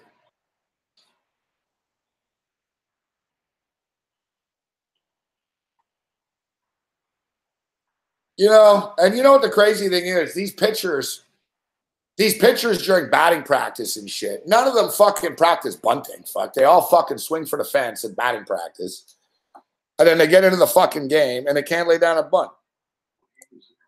It's frustrating.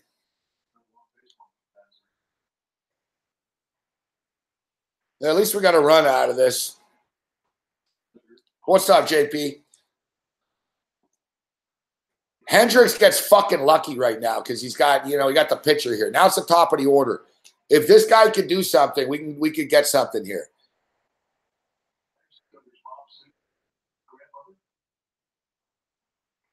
No, I'm not for the DH. I don't like the. I'm a National League guy. To me, I don't look at it like, oh. I don't look at it like, oh, it was a waste of time. That pitcher was up. I look at it like, you know what, Suarez, you're a fucking fuckhead. You should have been able to get that bunt down. Baseball players are athletes. Pitchers are baseball players. Like, the baseball pitchers should be able to hit. They should be able to run. Like, Ohtani can do it. It's just they're babied. Pitchers are babied. It's bullshit, fuck. You go to batting practice and shit. Pitchers can all hit. They're good. You know what I mean? Most pitchers in baseball were fucking high school stars and shit, and they played fucking multiple positions, They played every day, and they pitched every fucking 3-4 days or whatever in high school. Almost every pitcher in baseball will tell you, fuck, I played third base, fuck, before, I hit 480 in high school, But pitchers are babied because they make so much money. That's what it comes down to. It's not that the pitchers can't hit. It's that they make too much money, so they don't want them to hit.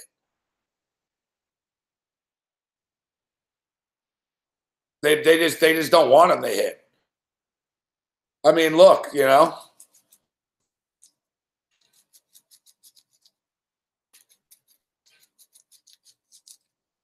A great example is sort of like with innings pitched. Innings pitched or pitches in a game.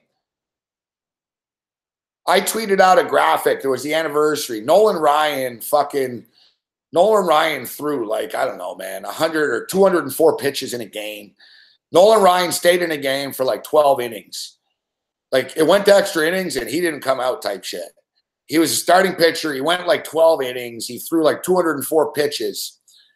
And like the tweet was, no, on this day in history, Nolan Ryan struck out 14, went 12 innings, and threw 204 pitches. He then went on the DL the next day. And then it was like, just kidding. He didn't miss a start. Like fucking, you know, Mark Gubazov fucking used to go 9 innings all the time. Right? And what's different about the game? Nothing has changed. They're throwing the same goddamn baseball.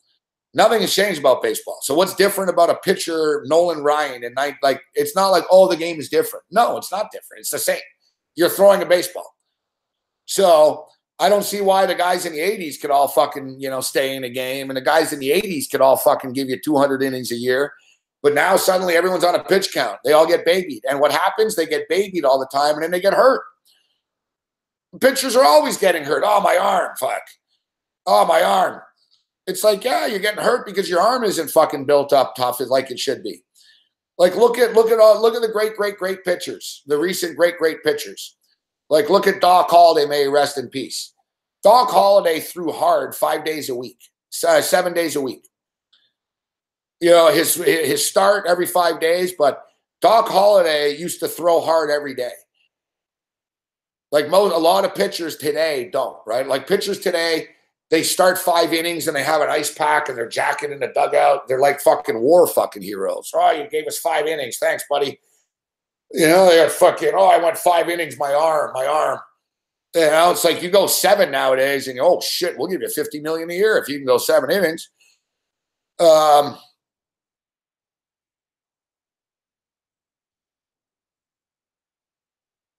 It's basically the pitchers are babied too much from the beginning, right? Their arm strength isn't built up as much as it should be. And then ironically enough, they end up getting hurt more. You know, like Roger Clemens, another guy. Like Roger Clemens threw hard every day. He didn't baby his arm. Like he threw hard all the time. Like it's funny, like the guys that threw hard all the time. And not like Roger Clemens had a million injury problems. Randy Johnson. Now, you didn't really have a lot of injury problems, Randy Johnson. Same shit. He used to throw hard in the off days. You know, these guys, Japanese, every pitcher in the Japanese league all throw hard every day. Like, if they, you know, you're a pitcher in Japan, you show up to practice. You're not just sitting around like in the States. Fucking pitchers in the big leagues, you know what I mean? They're chewing gum. They're fucking looking at chicks in the stands. Like, they're only playing every 5 days. What it comes down to is they're scared of the injury because of the payment, the cash. That's all it is. Like, look at Tanaka. Tanaka got hurt running to first base. So the Yankees just tell him now, don't even run. Just fucking jog and don't worry about it. Right? Like if we're in an interleague game and then people all bitch, oh, this is why you need the fucking DH. Look at Tanaka. Pitcher got hurt in an interleague game. I don't know. I don't blame that we need a DH. I look at it like, fuck Tanaka. You're a professional athlete, bro. You know, we're asking you to run 90 feet without getting hurt. Can you do that? Can you run 90 feet without getting hurt, buddy? You always, oh, they don't want pitchers running the bases. Yeah, I know, fuck. Because it's fucking hard to run 90 feet, isn't it? You know, why did he pull his groin? Why did he pull a hamstring running down the first baseline? Because he never runs, fuck. Cubs drop a ball in there. Fucking, he sneaks a double out of that. Wow, man. He's Addison Russell. These guys are fucking taking bases left and right in this game.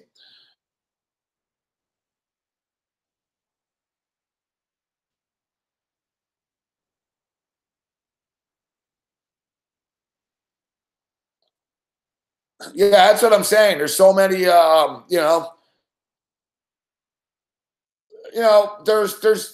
there's more. There's different pitches that pitchers throw now. But once again, it comes down to their mechanics just being bad, right?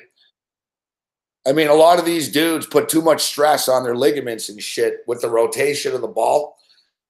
And a lot of them, they don't have like ultra strong shoulders and shit, right? So a lot of pitchers, like if you look, not every pitcher is really big, right? Like you're better off being a bigger dude if you're a pitcher. Like you'll notice the skinnier guys, The guys that use their elbow and their wrist when they throw the ball. Anyone who plays baseball knows what I mean. You know what I mean? They're throwing it and they're fucking throwing it, and it's like a violent act in their fucking ligament and shit. More so. Like Roger Clemens was more pushing it. Like Roger Clemens, big shoulders, big ass, big hips. You know, he's sort of like, it's like a shot put. He releases it, and there's less of a violent nature on his elbow and shit. You know, a guy like Pedro Martinez, who is skinny, he's throwing it. Every time he does it, it's like, his ligaments like ripping and shit. Yeah, like Tim Lincecum, exactly. Like Lincecum's sort of a skinnier dude, you know what I mean? And, you know, look, fuck, he's had injury problems because they're throwing with their wrist and their elbow more so than their arm, you know, or their shoulder and their ass. It's sort of like a golf swing. Like a good pitcher, it's coming from the hips. It's not really the arm. The arm is one thing, but like the mechanics of it all is, you know, like that's why Bartolo Colon is good and shit, and he lasts forever because Bartolo Colon's fat. So, like Bartolo Colon, like is 45, but his arm isn't fucked. Well, because he had that surgery, but his arm isn't as fuck Bartolo Colon because you figure how the fuck is this guy still throwing a ball at 45? And Colon throws it pretty hard. And he's thrown it pretty hard. Like Colon's not a finesse guy at any stretch of his career. And he's been in the league for fucking ever now. And how? Because it's not his arm. Colon's big. He's got a big hips, big ass, fucking, you know what I mean? So when he turns, he sort of pushes the ball and it fucking comes out, and it's not his elbow like cranking. It's his shoulder. But his shoulder can handle it, right? So it's sort of an over more. You'll see a lot of guys sort of sling it like this, and they're the ones that get hurt all the time. Fuck. Exactly. But like Bartolo Colon, yeah, he'll get hit and shit, but he knows how to throw a ball without hurting himself. Like he's a vet. He knows how to do this. Right? He knows, no. You don't throw it with your fucking elbow. You throw it with your ass and your fucking shoulder.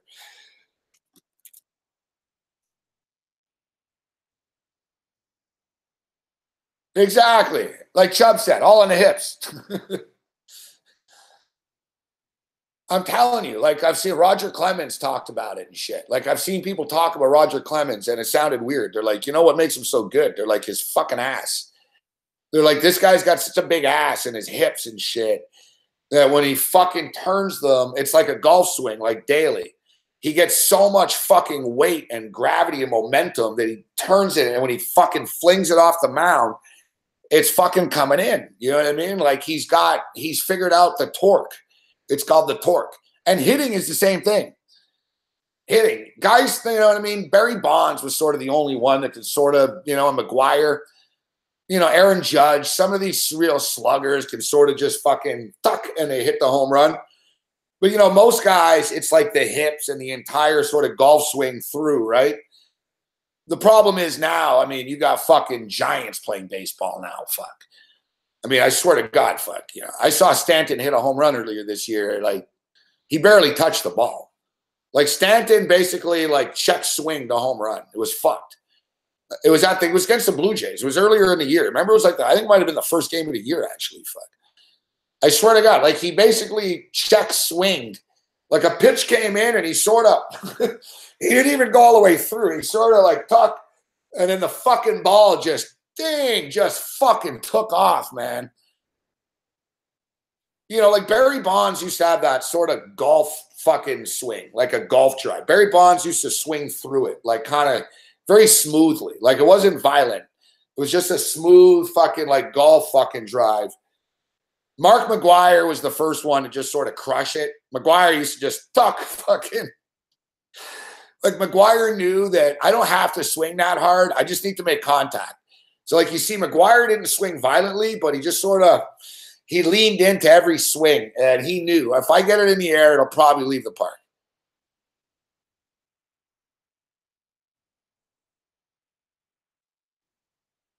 Yeah, like Big Papi, good example, Ghoster.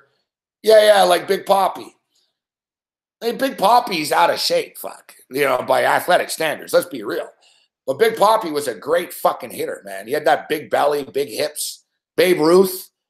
Babe Ruth was kind of a chunkier dude.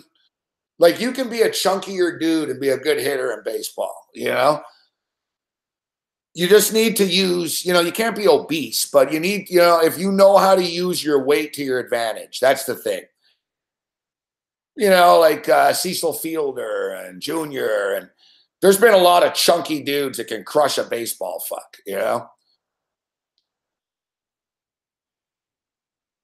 Yeah, like, exactly. Like Big Poppy had a great eye.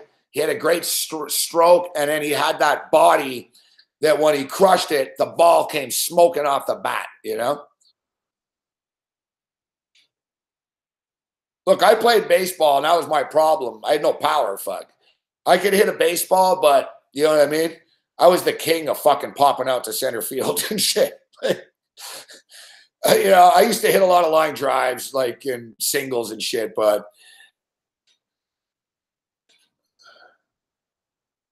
there was no like violent fucking pop off my back. You know what I'm saying? Like some people, like Jeff Feinberg is a good example. Like we played softball 2 years ago. Jeff Feinberg, our golf guy on Tuesdays. As you can see, Feinberg's kind of chunky dude, man. Like Feinberg probably weighs like 250 pounds type shit. And we played softball, and Feinberg fucking broke someone's face. Fuck. He broke someone's nose. Like Feinberg smoked a line drive, one hopper down the third baseline. You should have heard the fucking crack, like on the aluminum bat. Like the pitch came in, and Feinberg, I saw him. I was at second base, so I was like, fucking, I saw like, it was like slow motion. It was like Homer Simpson. I saw Feinberg's like big belly sort of in slow motion, and he fucking went back. But Feinberg golfs a bit, so Feinberg went back and fucking, it was an ugly looking swing, man. He was like fucking, whoa, and he fucking, but the ball was like ding. And the second he hit it, I was like, oh shit. And it was like a steamer, fuck, bam. And this fucking idiot that we worked with for some reason tried to fucking play it. He went down on one knee. What are you, insane? Like, I played baseball, so I have good baseball instincts about what not to do. So, like, when I saw him go down, I saw it all happen. Fuck. It was like, ding, the ball hit, and I saw him go on a knee. I was like, he's going to get killed. And it all happened so fast. Bam. And he went down on a knee, and he fucking tried to backhand it. Like I told him after, I said, what do you think you are? You think you're fucking Greg Nettles? He's like, who's Greg Nettles? So you think you're Craig fucking Nettles here at third base? You're Brooks Robinson? Like, I told the guy, see, we're playing in a softball game in a park here, bro. Fuck. Like, I don't know why you tried to fucking, like, he goes, I tried to not, this was, he went to the hospital. I spoke to him like a week later, fuck only. Yeah, Feinberg fucking killed the guy. I'm not stupid. When I played softball, I set up back. I was far. It's funny, too, because when the game started, I was at second base. I was standing on the fucking outfield. Like I was at the back of the infield, and I was sort of on the border of the grass. So I was right at the edge of the dirt. And everyone looked. They're like, you're too far, man. Play in. You're too far. And I swear to God, like first at bat, ding, someone gets their face smashed. And I looked over. I told someone, I said, I'm not fucking getting my face fucking smashed open by a line drive for this stupid game. I said, no, I'm playing back here. And I swear to God, I nearly got decapitated like 3 times. Fuck. Like even playing back.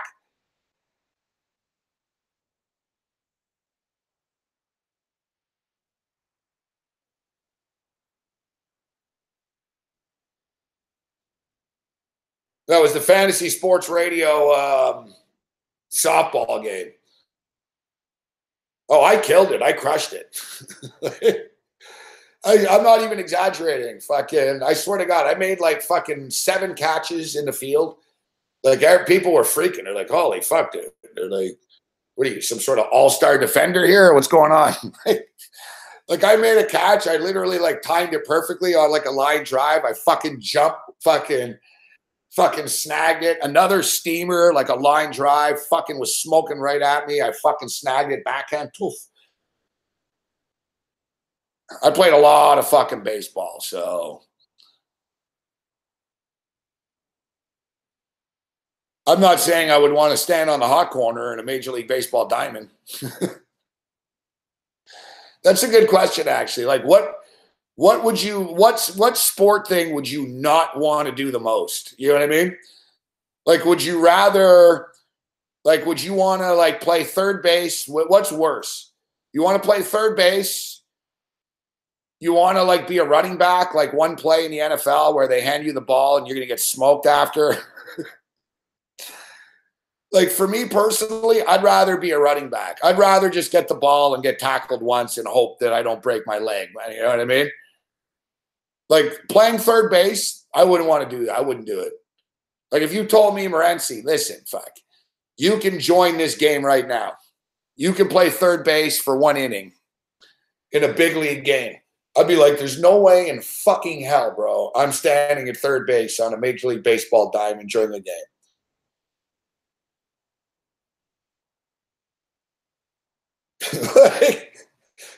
like you imagine fucking standing on the hot corner and fucking Mike Trout's coming up? Guys, you're standing 90 feet away from him, fuck. You're in a crouch 90 feet away from him. Just thinking to yourself, well, you know what? If this guy line drives a ball at my head, I will not have time to react. Like, it's just a fact. You're basically, I'm telling you, man. Like, I'm telling you, I've spoken to Major League Baseball third baseman. It's survival. I asked the guy once, I said, about that. I said, fucking when Bonds is up, man, what do you do? He goes, I pray, fuck. He goes, I pray that he fucking hits it over my head, fuck. And basically he goes, I'm ready to get my glove up in front of my face, but you don't really have time to react, you know? So I'm telling you, man, baseball players are just normal dudes. So, like, the third basemen are standing there, and they're like, oh, fuck, please, Mike Trout, do not line one right at me, fuck, you know? Like, yeah, punt return wouldn't be so funny either. Returning a kick, you know what would be worse? A kickoff, fuck. Imagine returning a kickoff in the NFL, fuck, man. Like, I'd get murdered. You'd run, like, I'd get to about the 10, 15-yard line. Like, I wouldn't make it to the 20. So, like, I'd catch the ball, and I'd probably get smoked at about the 7-yard line and, like, really injured, fuck. Bam! The best thing I could do is hockey. I'm not saying I wouldn't be a little nervous, but the goalie equipment is so damn good.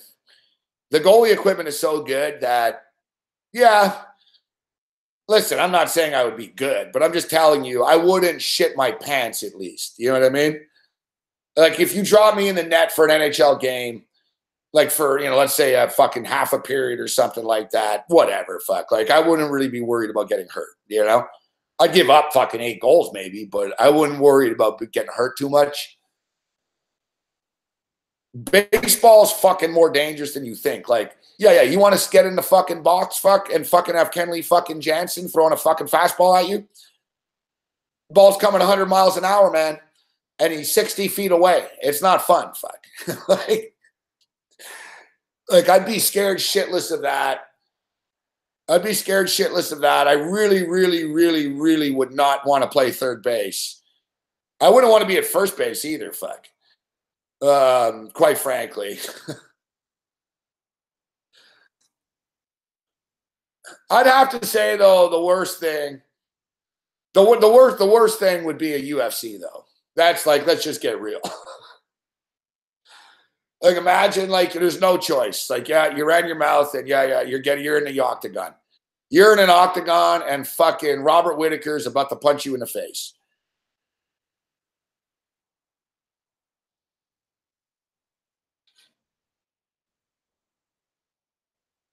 I would fucking, I'd be the first fighter.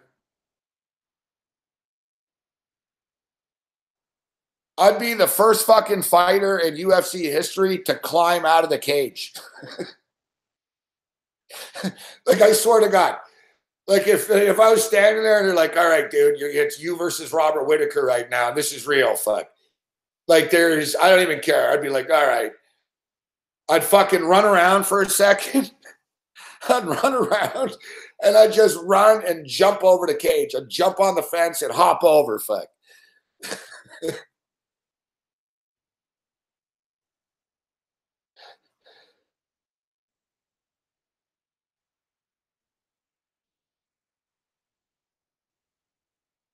Yeah, I was at that fight when fucking Caleb Stearns. I was there in Montreal when he backpedaled the all night. Yeah, I could do that. I could do that. That guy really did just backpedal the whole time. He really did. He was running backwards, like he was running from the guy. Nate Quarry. I was sitting cage side with Heath Herring at that fight. And it's funny too, because Heath Herring told me in the first round, he goes, right away, he looked over to me, he goes, this guy's done, fuck. He goes, I don't know who this guy is, but he'll never fight in this company again. And he didn't. He knew right away. And the funny thing is, he even told me during the fight, Heath goes, you know what? He goes, if the dude that keeps backpedaling just stopped and punched Corey in the face, he'll knock him out because Corey will run right into it. And it's true. Like if Starnes at one point would have just stopped and just put his fist out, not even thrown it, because Nate Quarry got so frustrated, he started running forward at him. He was chasing him. So all Starnes had to do was stop and just go like this, and Quarry would have ran right into the fist.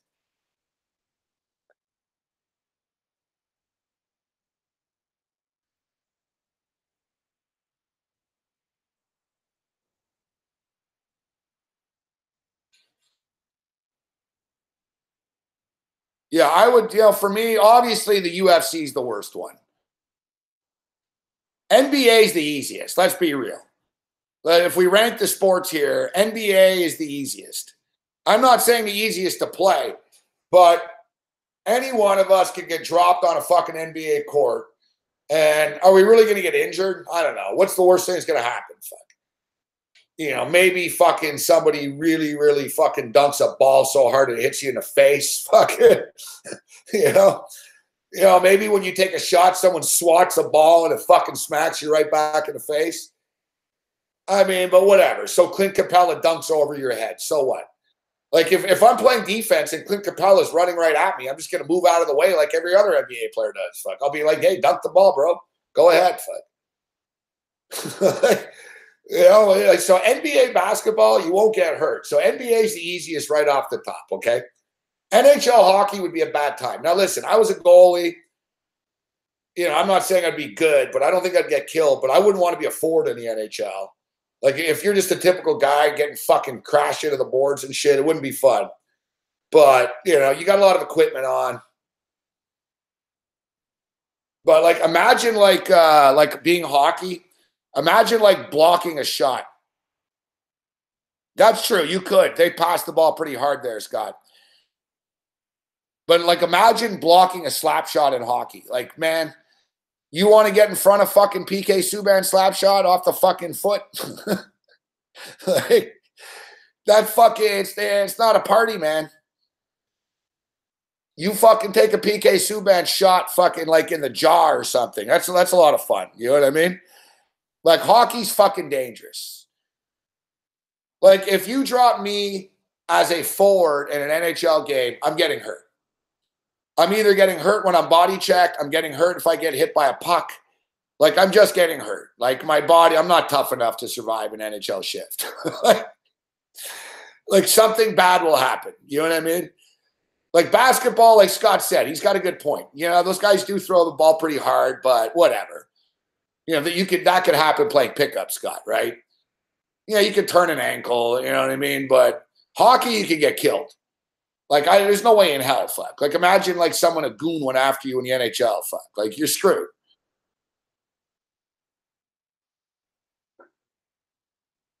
Yeah, like, fucking blocking a shot in the NHL would not be fun. We talked about baseball. Baseball, you can get seriously fucking injured. Like, people think baseball is non-contact and shit, but, the ball is fucking coming fast. Players are running hard. You see fucking collisions and shit in baseball. Baseball is a man sport where shit's going fast out there. Like, it's a slow sport to watch, but if you actually know the game, it's dangerous. You know what I mean? Guys running back towards the wall is dangerous. Fucking half these fucking stadiums, you got brick walls and fucking hills in the outfield and fucking drunk fans leaning over. It's, you know what I mean? Like, baseball players have to be very alert, more alert than people realize. Like, you know, like baseball players are sort of like cops in the sense that they even tell players, listen, the first thing worry about is your safety, all right? Don't run into the pole. Don't run into the dugout. Don't do stupid shit, fuck. You know what I mean? Just sort of, the first thing is don't get hurt. You know, that's like they tell you.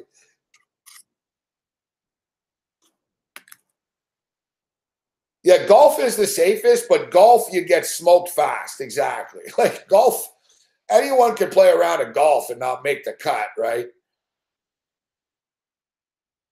Golf doesn't count. Football is pretty crazy. Like you said, being a wide receiver and catching a pass over the middle of the field and getting lit up by fucking Jalen Ramsey wouldn't be a good time.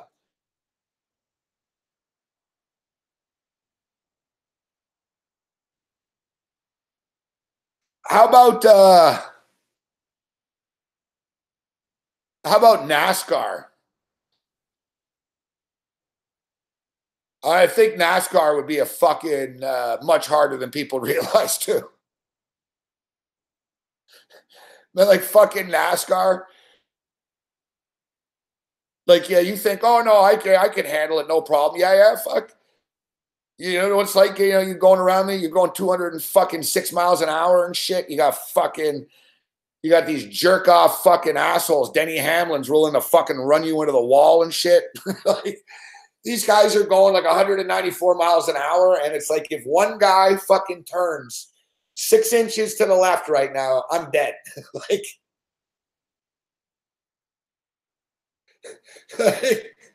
oh yeah, imagine me, Stooch, and you're right. I'd be right into the wall. Fuck, I would be. I'd be like, if I'd love to do it, fuck. Like Daytona 500 or something. I'd fucking go for the first turn. I wouldn't make it out of the first turn. I'd fucking turn. I'd fucking crash into the wall.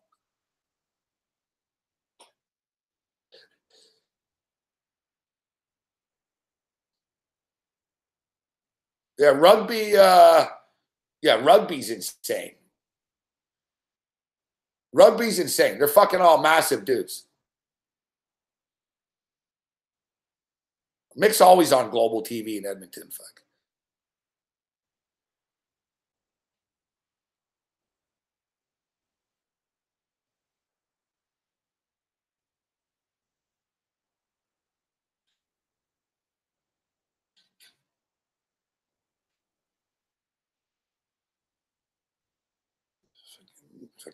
Mick's getting crazier. Fuck. He's like scanning through past chats and shit. I think this is why he knows what people say about it.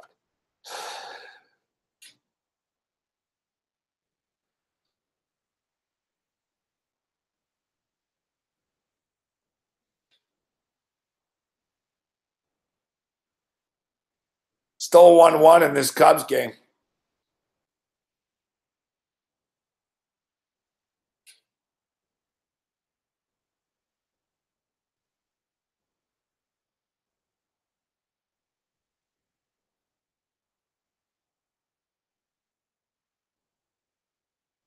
The Aussie football, mixed Aussie football is pretty crazy too, but it's safer than the NFL. I'm telling you, it's because of the fucking equipment, right? It's because of the helmet and shit.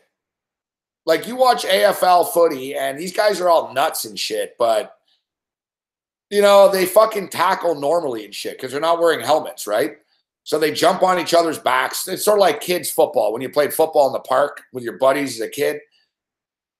You know, I used to play tackle football all the time, fuck, as a kid. And I never got hurt because, you know, it was just fucking, you know, people jump on your back, tackle, you know, pull you down and stuff. That's the way the AFL is. The NFL's fucked, man. Like the NFL, they're giving these guys these weapons on their head. And players just put their helmet down, they run, and they launch themselves.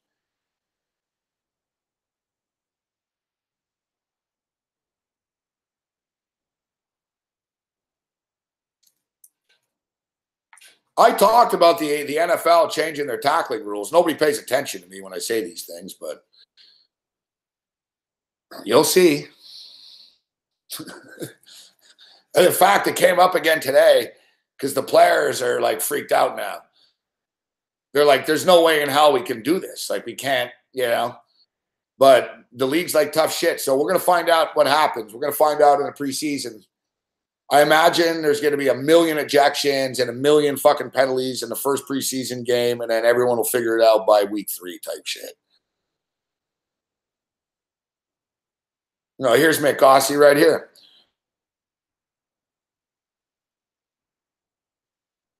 That's a good point. You can hit your head on the ground. Listen, I'm not saying it's not dangerous, AFL, Mick. But the fact that it's constant movement too, right? Like the NFL, you got guys lining each other up and shit. AFL football, everyone's running around so much that guys are chasing and jumping on. Once in a while, you'll get a fucking dude that'll clothesline you and shit, right? But, you know, it's generally, you know, it's safer. I think it's safer than the NFL. What's up, Millhouse?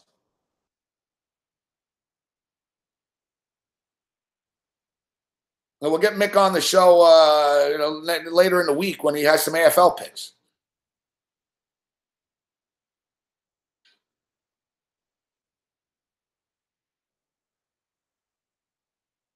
See, that's the smart thing now that they're starting to teach kids to do this. Because if you want football to be, I'm on Belgium, Jabron. I'm on Belgium. Yeah, if you want like to change, you want the sport of football to survive, you're going to have to change it. Because it's too dangerous. There's too many head injuries. So you're going to have to change fundamentally the way that you tackle and stuff. If you want the sport to exist.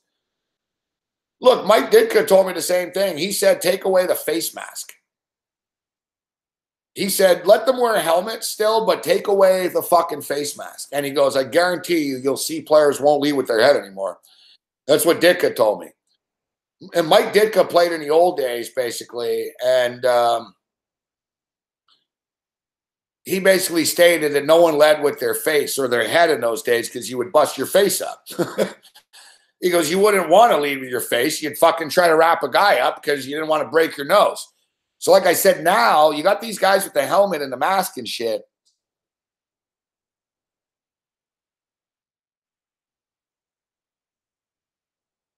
Oh, you're a coach. Good, Cam. So you know, that's why you know what you're talking about. The thing is, Cam Raphael, it's dangerous, right?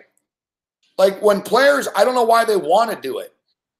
I get they feel that it's invincible because of the helmet, but it's fucking dangerous. When players lower their helmet, that's how you get these neck and vertebrae injuries and spinal injuries and concussions. You go down the list. It's more dangerous to tackle like that. So like, you know, but what it is it's almost cooler. It's like holding the gun sideways. You know what I mean? And another thing is, to be quite truthful, most modern NFL players don't want to tackle, right? You know, like look at cornerbacks in the NFL. Cornerbacks don't tackle. Like you'll sort of notice like they'll push players. They either push a player or they'll fucking launch at a player. And Cam Raphael knows what I'm talking about. Right? Like you'll notice now when a player gets to the DBs and shit, the DB will put his arm up. It's like they look like NBA defenders now in the NFL. A couple of guys will tackle, but not really. You know what I mean? Like every DB and safety is the fucking same. None of them will wrap up. They all want to just push the player out of bounds. Most defensive backs just want to push you out of bounds as opposed to tackle you. And when their form of tackling is basically just launching themselves. So they'll see a player running and they'll basically just run and jump head first at them. And either hit them or miss them. You know what I mean? And if they hit them, then it's not good for them because they hit their fucking head.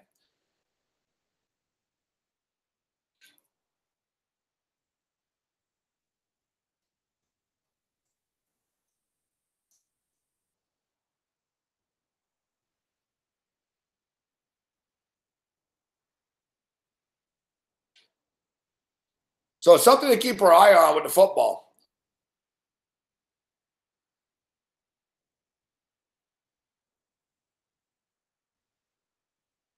See, that's good. At least, you know, like I said, to me, it's actually one of the smart things. It's actually one of the smart things that I give Roger Goodell credit for and the NFL credit for is I think it actually is. They are trying to help safety.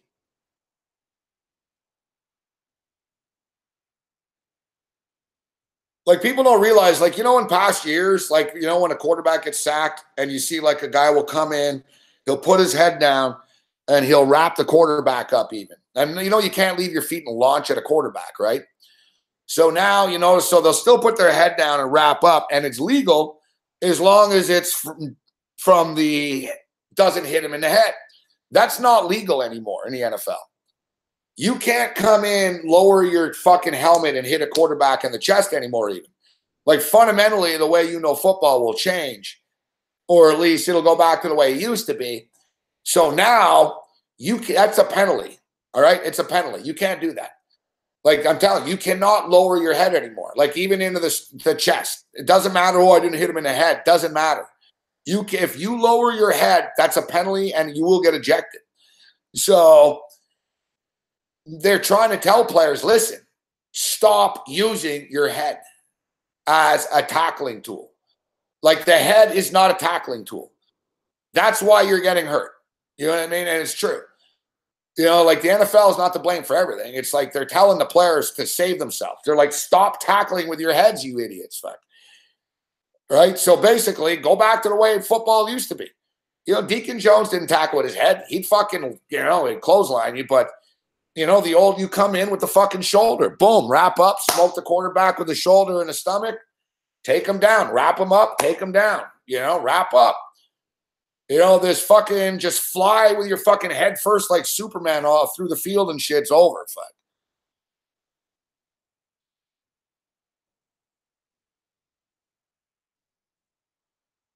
The NFL is doing this, so there's actually an NFL in 20, 30 years.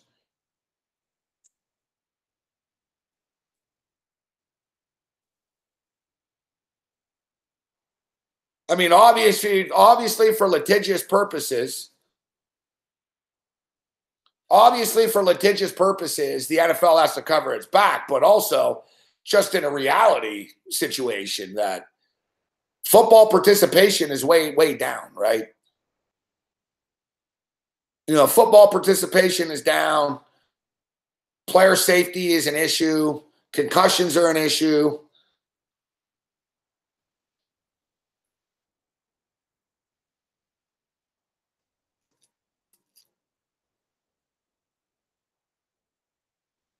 And it's up to guys like Cam Raphael here, who are young coaches of kids, to teach them to tackle the right way and then all the way up. So, like, basically, you know, like, young coaches they've been doing this for a couple of years now. Like football and even in college, there's been a couple of college coaches that even have been on board with this, including Nick Saban. Like, Nick Saban, you know, you need powerful people. And like, Nick Saban's always been a proponent of this. Like, you know, Saban tells his players, don't lead with your fucking head, man. Just don't do it. Like, you're going to get hurt. You know, it's not worth it. And it's not how you tackle. So, like, you have a couple of coaches that even said, yeah, it was tough to sort of you know, and people are like, oh, the players will never be able to adjust. Players can adjust in a heartbeat, guys. It's like hockey. We see it all the time in hockey. You can't do this anymore. Oh, it's going to be a million penalties. Yeah, there will be for a week. And then people will realize, oh, they're serious. I can't do that anymore. All right, I won't do it. You know, there's going to be a couple of times where it's instinct and shit, but like, they're worried. They are, like, I read a player today, basically, who it is. I could look it up, but it was a defensive player, big name guy. And he's on, like, the competition committee or whatever. And he likes it, but he was basically saying, he said that it's going to happen accidentally. And he was saying it won't even be malicious, but it's going to happen so often. He was basically saying the game goes too fast that there's going to be helmet-to-helmet collisions, man, whether we try to avoid it or not. So he's trying to tell the league to be a little bit lenient with this out of the gate.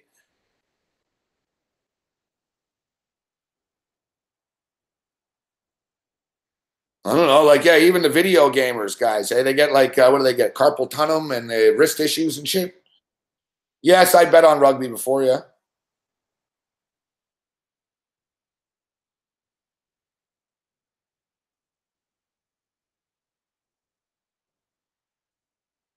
I bet on rugby. 1-1 San Francisco, Chicago still. So we got a ball game here. Los Angeles Dodgers are up 6-0 right now in the 7th inning. Looks like Clayton Kershaw had his stuff together tonight. San Diego only 2 hits tonight. Fuck me. I wanted to jump in on some of these overs, actually. Look at the Clippers.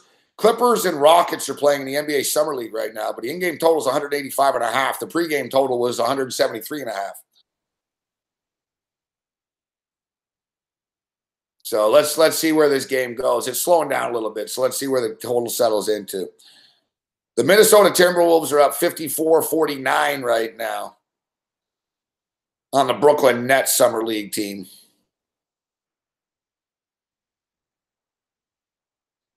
But yeah, we'll get Mick on. We can get Mick on tomorrow or Wednesday. Well, Babana's on Wednesday, but if there's game Thursday, whatever.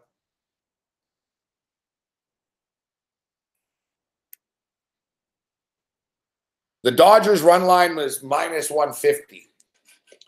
It was minus 1.5, minus 150.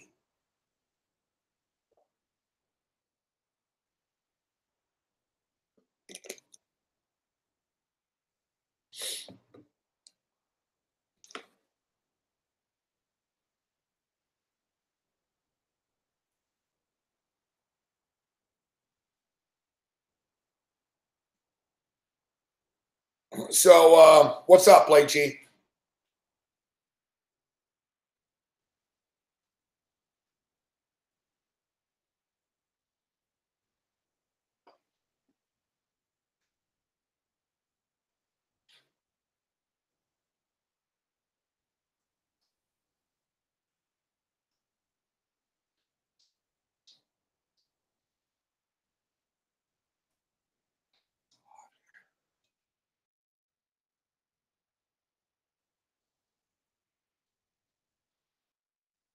Man, it was fucking hot before, so I cranked the air conditioner, but it's fucking cold in here now,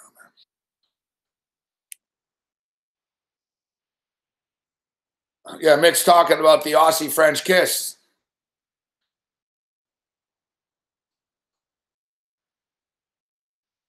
The old Aussie French kiss. If you're wondering what the like Mick said, the Aussie French kiss is it's like a French kiss except lower. Is it a French kiss but below the waist?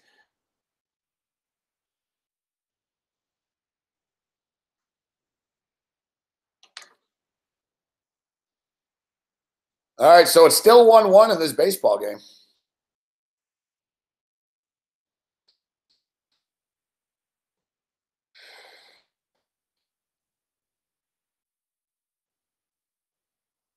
Yeah, down under. That was it. Like, but down under. The Aussie kiss. Phil Mickelson cheated King Ganja. It was he did it deliberately. It was a setup. I don't know whose parrots they keep showing here, but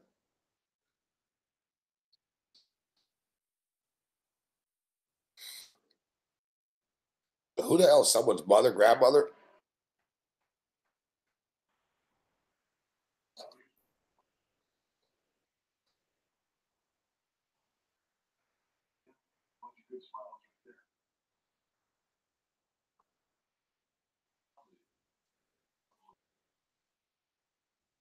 Buster Posey's up right now. In the San Francisco-Chicago game. They've been showing this family all game. Fuck, I don't know who they are.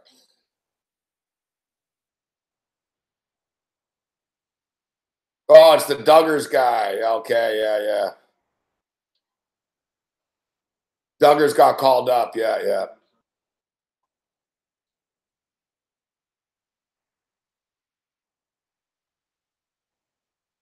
Yeah, FanDuel is going to have a sports book. Yeah. That doesn't surprise me. I love how DraftKings and FanDuel just spent years saying they're not gambling, and the second a gambling is legal, they're going to be like, oh, yeah, we'll be a sports book.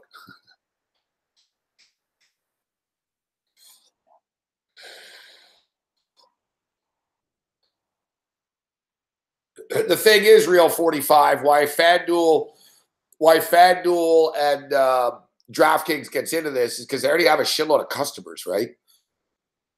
So if they already have hundreds of thousands of people that are clients, customers that play fucking fantasy sports, DFS, they probably gamble as well. Basically, 70% of people that play fantasy football bet on football as well. So, yeah, we'll try to help you make some money this year, 745, in college football and the NFL. We'll start talking some real college football soon. I'm going to dig in and try to find some nice futures again, like last year. I think we can. There's a couple of teams I got my eye on, actually. A couple of teams to the under. I'm looking for a few overs. A team that's starting to intrigue me a little bit are the Iowa State Cyclones and Middle Tennessee State.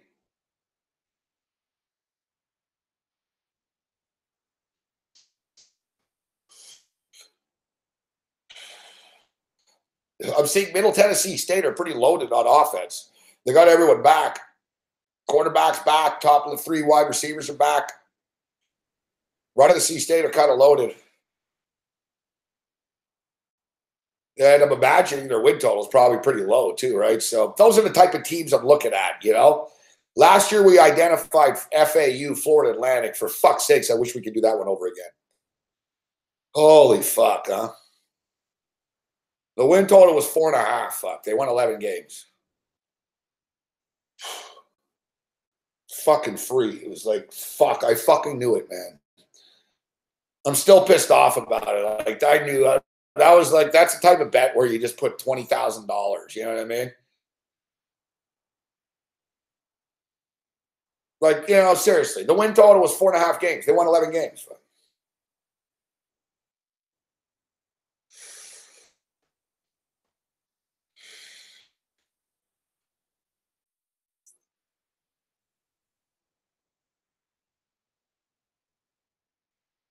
I appreciate it, Real 745. Thanks for the kind words. We're like-minded gamblers here. What's up, Gerald Martinez?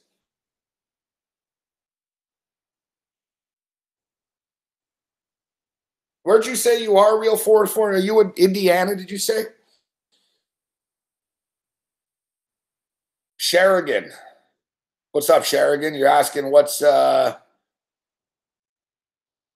virtual betting? Virtual betting is some real degenerate shit, fuck. It's like betting on, it's virtual sports. It's like video games. Man, big man's hooked on this shit.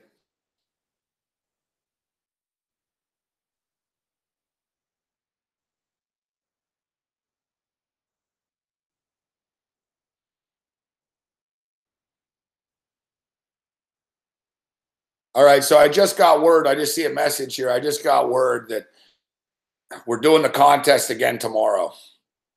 So I'm giving you guys a heads up right now. We're doing the contest again tomorrow. If I'm giving away, I'm dead serious. I've got 2 tickets to the World Series to give away.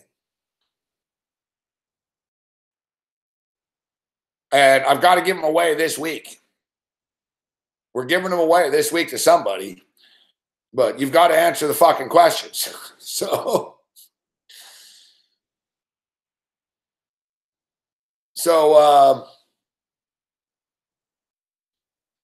follow me on Twitter tomorrow. Or if you want, I can give you the number now. If you want the number now, you can take it now. You got to call in tomorrow at 5 o'clock. If you call me at 5 o'clock tomorrow. Yeah, what's up, Arby? Ted Teven, the legendary Ted Teven. May Ted rest in peace.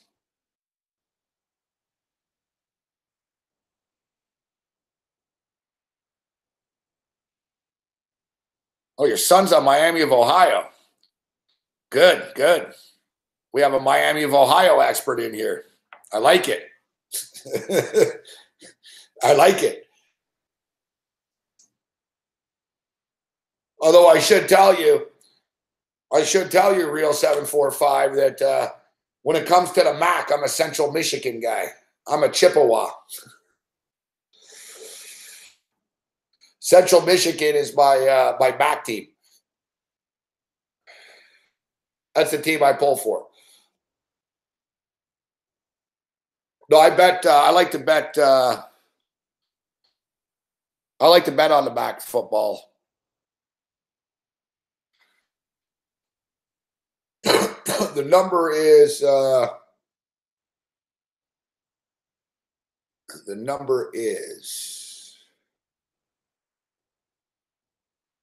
844-84 FNTSY.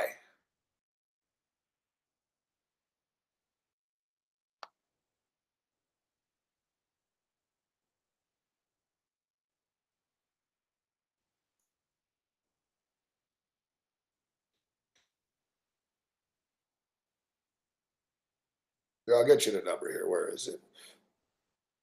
There it is. 844-84 FNTSY. 844-84 FNTSY.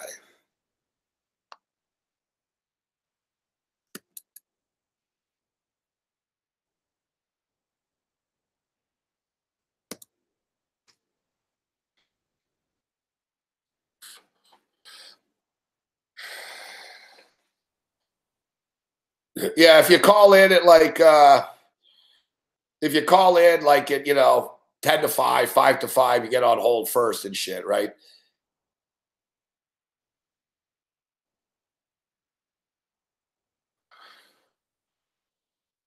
So basically, Brett Patterson, was the answer of the father? Yes, it was. And I wouldn't have gotten it either. Yes, it was Brett Patterson. I mean, come on, fuck. We asked the fucking question today. Don Baylor played in 3 consecutive World Series for 3 different teams. What teams did he play for? It's like, the guy was like, Don Baylor. Like, I don't even think the kid knew who Don Baylor was. Fuck.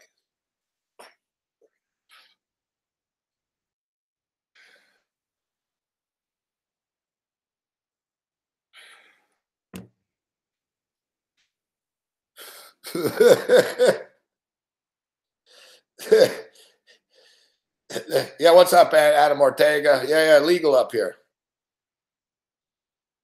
No one won yet. I don't think anyone's going to win.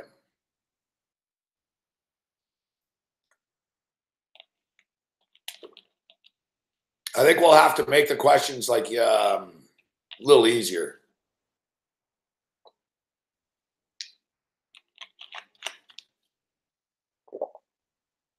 I think we're going to have to make the questions a little easier. All right, Posada. Man, we asked fucking our boy Sonny Vega. Sonny Vega calls in. And I'm like, all right, Sonny Vega. I said, Bryce Harper was drafted. We're like, Bryce Harper was drafted in the 2010 draft. Who was selected after him? And he's like, Jorge Posada. I love how he didn't hesitate either. He's like, Jorge Posada. Like, I think Jorge Posada was retired by 2010, Sonny. Clam Chowder, we asked him who the manager of the Milwaukee Brewers was, and he's like, the Milwaukee Brewers? He was like put off by just the fucking team name. Clam Chowder's like, the Milwaukee Brewers. The Milwaukee Brewers. And he's like, pass. Like, Chowder thought that, like, he had, like, 10 questions. He's like, pass. I was like, all right, Chowder, we'll give you one more, fuck. We'll give you one more, Chowder. I mean, one guy blatantly cheated, fuck. I could tell he was looking it up. Like, he took too long. I said, hey, buddy. And then he answered correctly. And I said, hey, did you just look that up? He's like, yes. He's like, yes, I did. We're like, wow, we respect your honesty. We respect your honesty.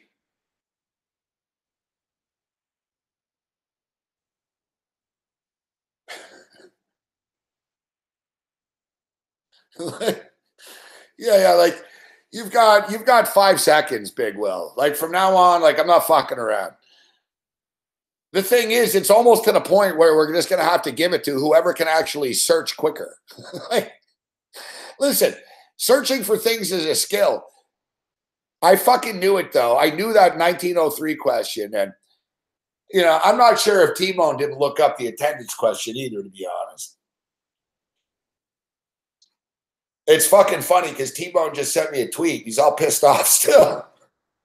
T-Bone like really wanted those World Series tickets. So T-Bone's all pissed off. He just sent me a tweet. He's like, he goes, I fucking knew Randy Johnson fucking the Cy Youngs and he won. Fuck.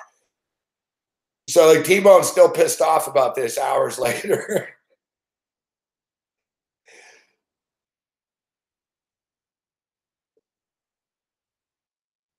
Yeah, T-Bone. You can tell, Big Will, T-Bone was all business. He's like, I want the tickets. He's like, the Colorado Rockies will be in the World Series. I want the tickets.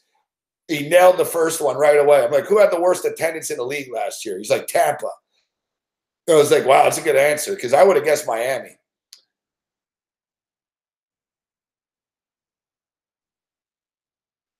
Like, what would you guys have answered on that? They're fucking hard questions. Like Cam was like, oh, I don't know the answer to this. I knew most of them or some of them. I'm actually pretty good for baseball stuff, but there were a few questions where I was like, man, I don't know that. Fuck. So it turns out we're doing it again tomorrow, guys. So, and like I said, I've got to give these tickets away by the end of the week.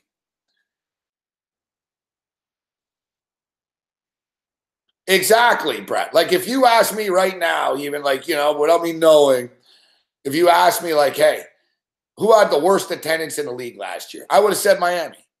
Like right away. I was like, I thought the answer was Miami even. I was thinking when I saw it, I was like, I bet you Miami, fuck, No, Tampa has the worst attendance in the league last year. 15,000 people a game.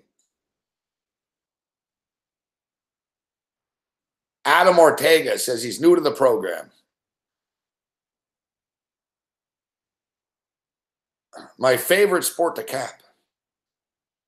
Badminton. No, college football. College football in the NFL.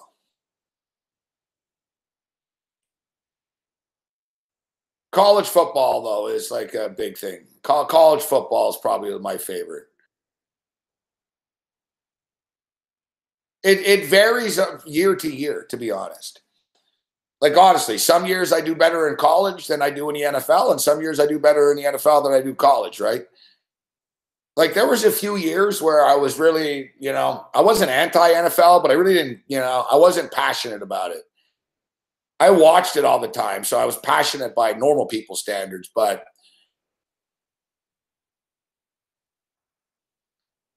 like, the last few years, I've been more into college football again. I watch it all Saturday and Sunday, but I'm just talking about where my efforts sort of go. And, I just think college football is more entertaining than the NFL.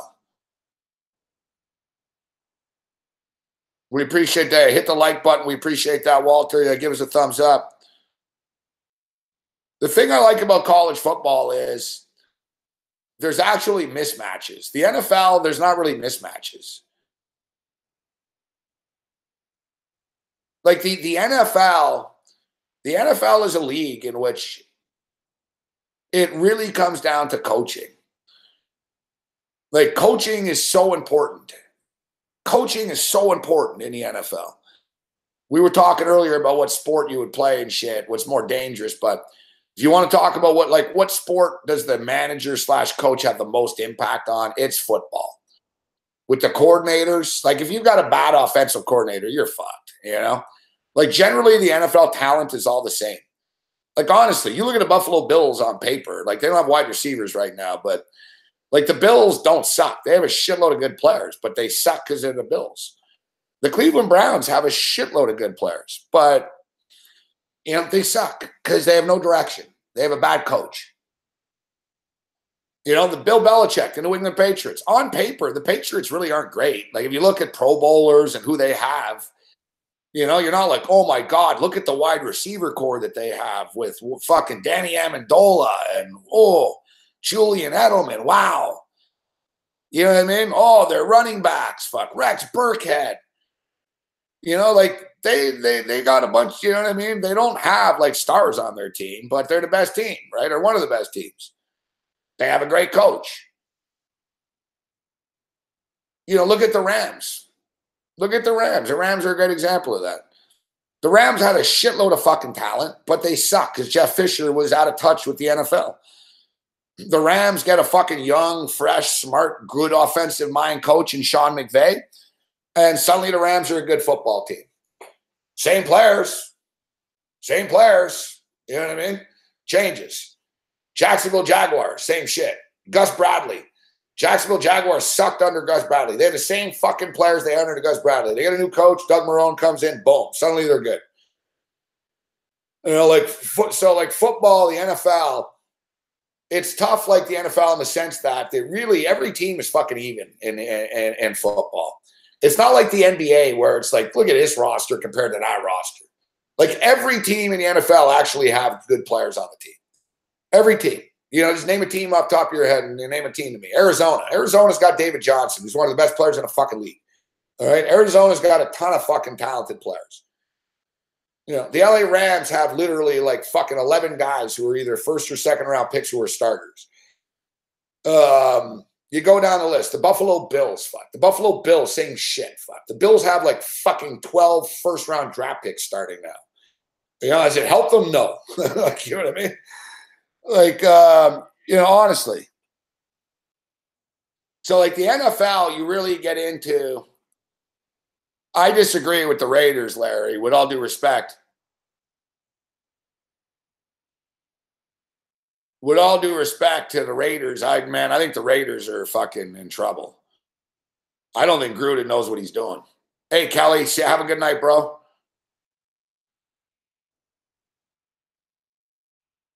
Like, if you have a bad offensive coordinator, you're screwed. Like, look at the Tampa Bay Buccaneers. They're fucked, man. Todd Monken's an idiot. All right? He's an idiot. Like, the offensive coordinator for the Tampa Bay Buccaneers was the coach of Southern Mississippi. Like, he doesn't know what the fuck he's doing. All right? He shouldn't be in the NFL. And Tampa are screwed. You know, like, there's certain teams that are just fucked because it doesn't matter who you have. It's like, yeah, you might have Mike Evans. You might have all these studs on offense and shit, but it doesn't matter. You have an incompetent offensive coordinator that, you know, was a 1-10 coach with Southern Mississippi. Why is he a coordinator in the NFL? I don't know. Fuck, ask your fucking useless head coach and Dirk Cutter that. I mean, okay, a good example is let's talk about the Chicago Bears. Let's look at the Chicago Bears. Trubisky looks like he could be a good quarterback. Trubisky's got a good arm. Look at the Chicago Bears. They're fucking loaded, fuck. Like, the Bears have been fucking taking wide receivers and this and that first. The Bears have had like a top 7 pick for the last 5 years, fuck, all right? And, oh.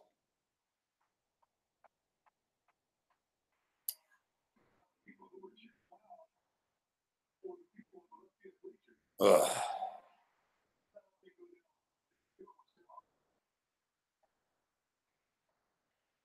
1-1 in this baseball game. They're in the 9th inning, and I thought they just hit a home run, but it was foul. He fucking smoked it. That's a home run. Nope. That was actually a nice catch. Fuck, I thought that ball was hit harder than it was. I was trying to wish it out. Fuck. You see that, Cody? It looked like the ball was hit hard, fuck. He smoked it, man. I don't know if the wind, what happened there, man. That ball was hit harder than it just went. I'm pretty good at not falling for it. I have good depth perception with baseball. I don't know if it was because the last pitch he just smoked, so I was like, oh, that's gone.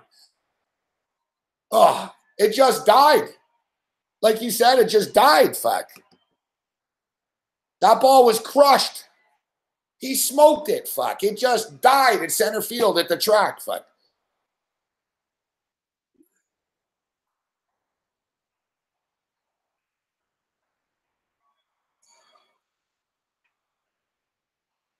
Fuck, man. Yeah, you're right. It's the Pacific Ocean, man, blowing shit in, man.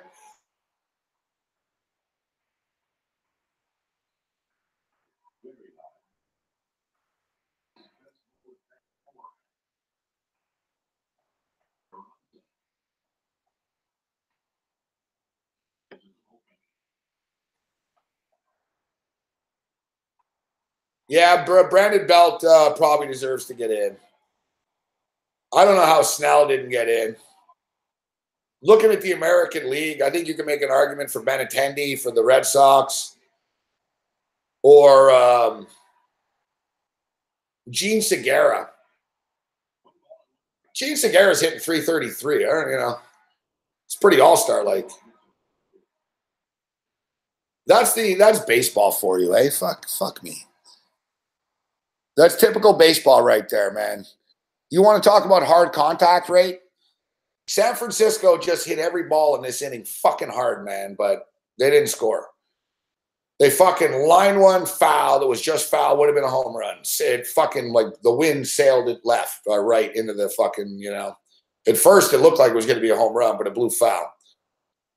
And then the next pitch, he fucking smokes it. It dies in center field.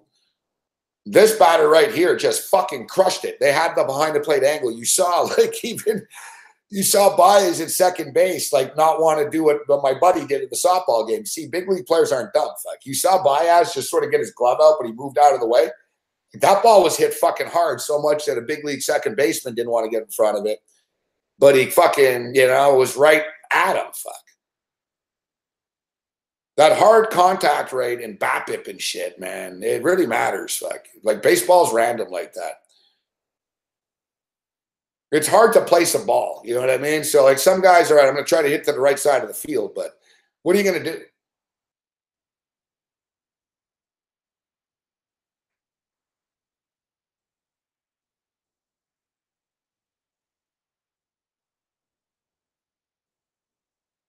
do? The Seagulls have figured it out. The Seagulls have figured out the pattern. Eh? They know when the game's going to end.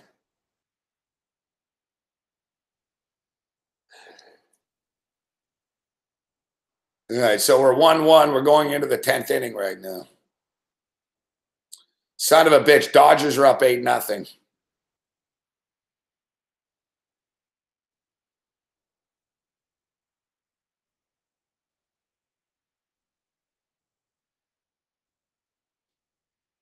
It is now 58-46. Fuck, they're fucking real track meet here in this Clippers-Rockets game.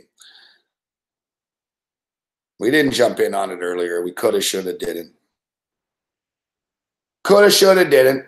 So, yeah, it looks like big man on campus has some computer issues. I know he's on Belgium. So I'm not putting words in his mouth. I know that. I know he likes Belgium. He's got a piece of Belgium and Croatia he's hoping for. So no virtual tonight? Asks Cam Raphael. I don't know. Maybe we'll play a game before we split for the road here. Maybe one soccer game for the road. I want to hit this real game, this San Francisco game.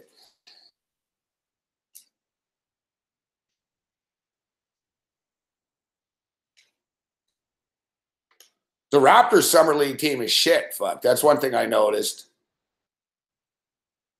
The Raptors summer league team is 0-3, I believe.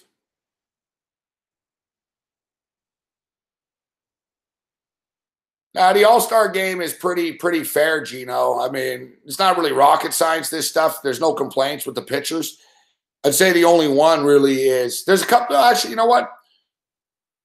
If we're looking at, like, who should be in and who shouldn't be in, I don't know why the fuck Bryce Harper's an All-Star. Like, has Bryce Harper done anything this year besides, like, nothing? Like, what has Bryce Harper done to deserve to be an All-Star?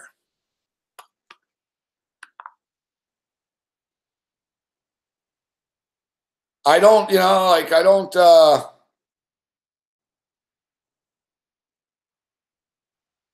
you know, I get it. It's in Washington.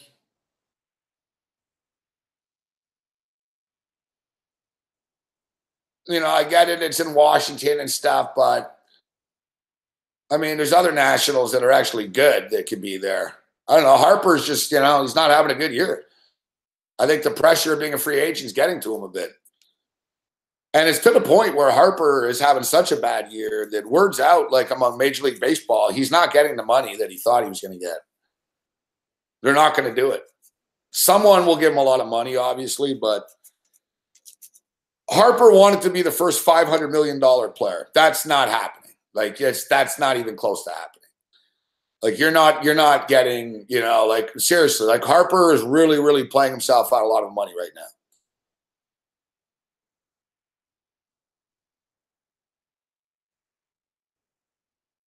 Like, they were talking, Harper was talking about, like, you know, $500 million contract. Who's going to give this guy $500 million for what? What have you done? You've never led your team to anything. You're hurt all the time, you know.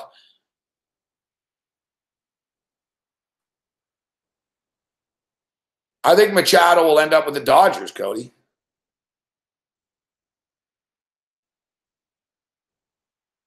Yeah, can you imagine if they had NFL virtual? I don't know why they don't. They have everything else. You guys and your fucking virtual. Like Yura said, it's addictive. So it's hard to just play one game, guys. They know what they're doing, right? It's like a slot machine. These games are addictive. Oh, no.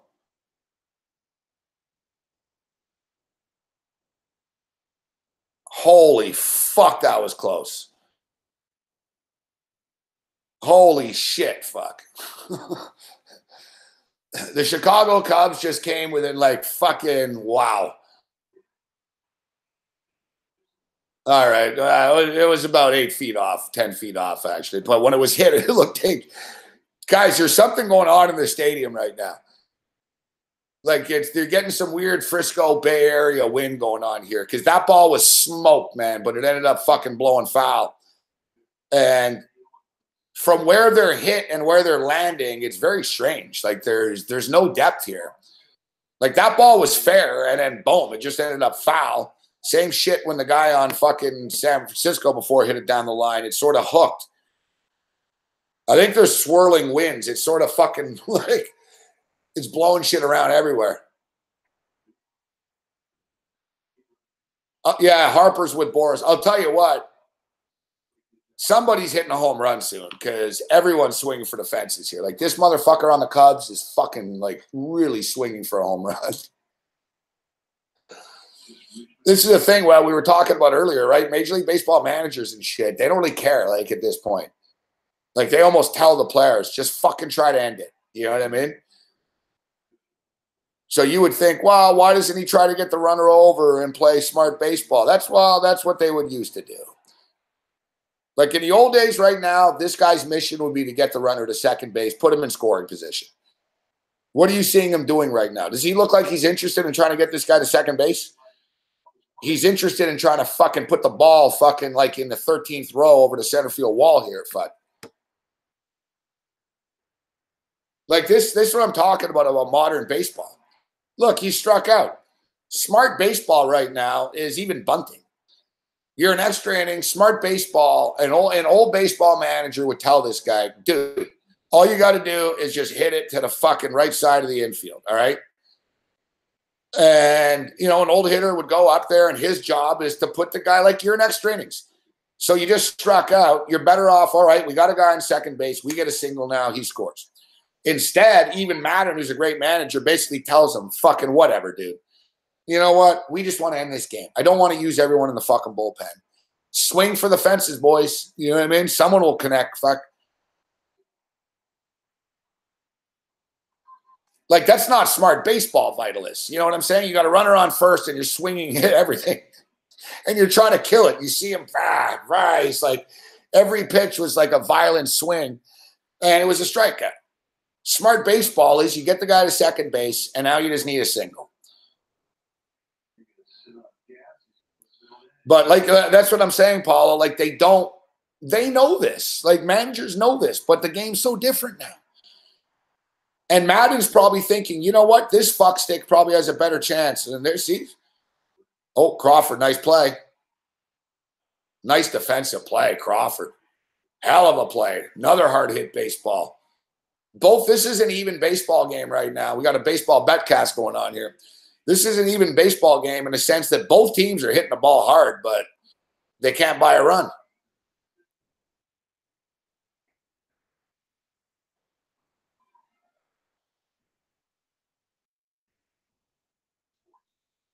That was a nice play, Fud. Yeah, let's get this, Cody. Here we go. Let's go.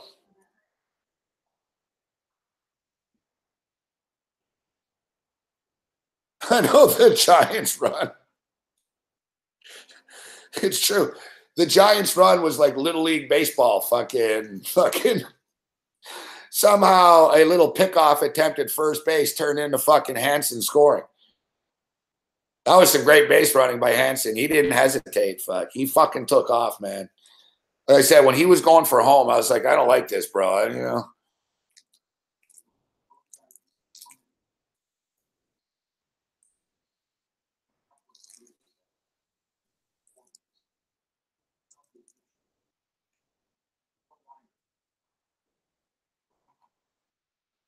There's been a lot of unders, LV Joe. A lot of under trends going on.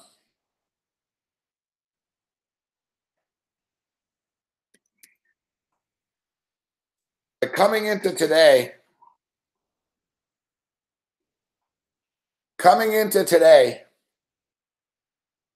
oh, is it the fucking Toronto Indy race? Damn. Same time as the World Cup.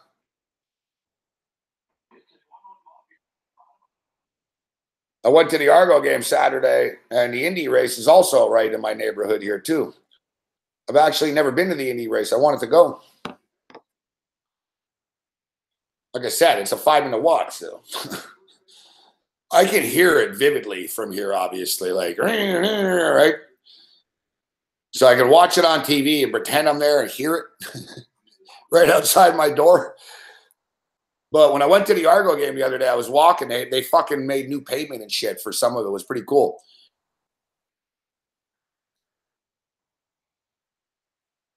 And general admission for this shit's pretty cheap, actually. It's not Formula One, you know? So, yeah, listen to these under streaks. So we're talking about a lot of unders. I was talking about this earlier in the day today, too. Like Philadelphia. Philadelphia, both games went under today, too, right? So Philadelphia are now 12-2 to the under. Last 14 games. The Angels are 8-1 to the under. Last 10 games. The Detroit Tigers are 9-2-1 to the under in their last 12. The Baltimore Orioles are 7-2-1 to the under in their last 10.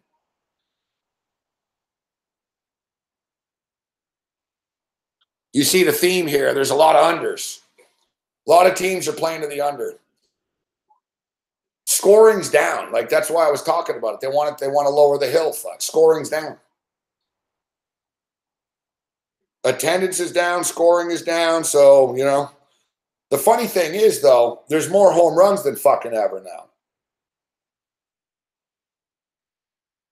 Basically, Major League Baseball's in a tough spot now because less balls are in play than ever.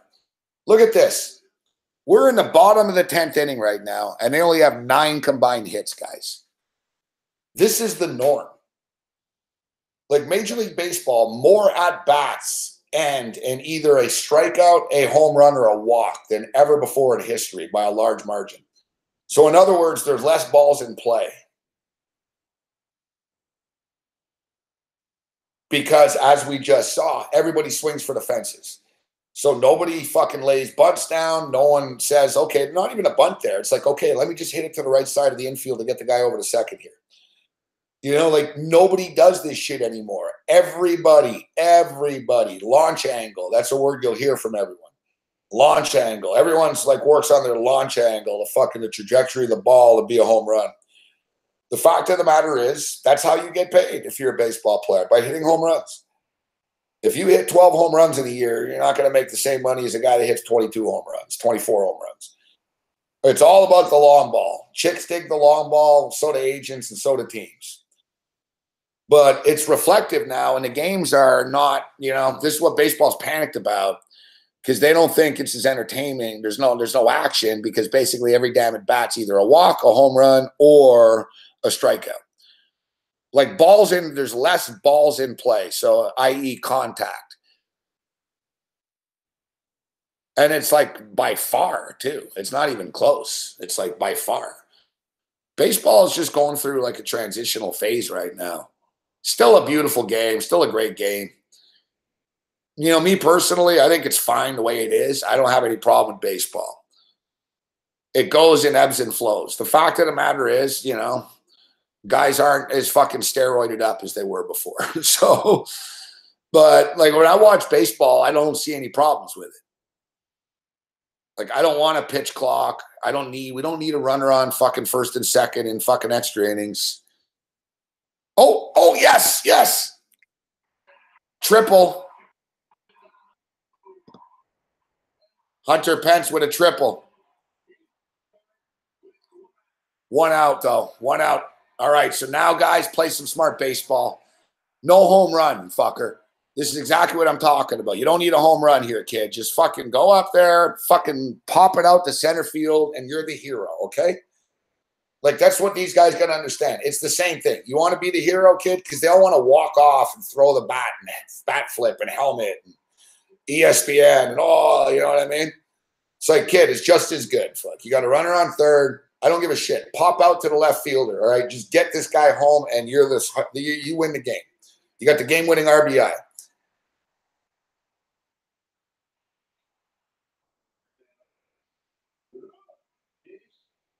And the good thing is,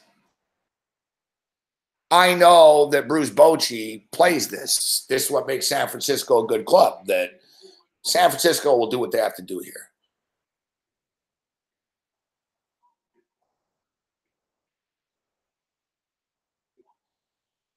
Oh, God knows what Madden's going to do here.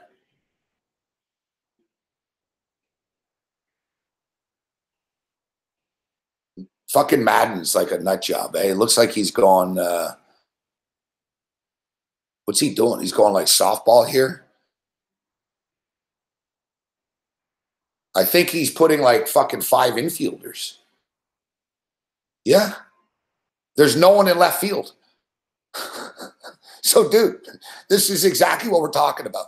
It's like, bro, like, why is Madden doing this? Like, he's a genius, right? He's not a genius. Fuck. What are you doing? Just let your pitcher play the damn game. You guys have played 10 innings of baseball. Like, oh, dude, fine. Look, we got Chase Darno's up right now. Dude, you better be able to put this in left field, bro. You're a professional hitter. I don't want it. Like, all you have to do is hit it to left field. It doesn't have to be hard. Just hit it to left field. You win the game.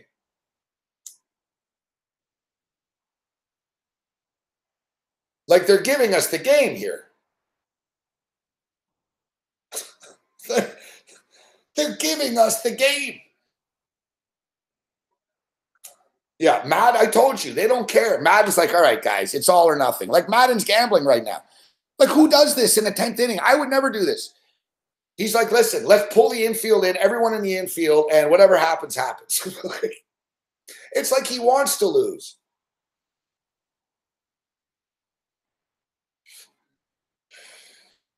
And this fucking asshole can't even do it. It's amazing that everything we just talked about these guys being unable to hit the ball. You're going to strike out, bro, when there's no one in the outfield, man. All you need to do is fucking make contact, you jerk off. Fuck.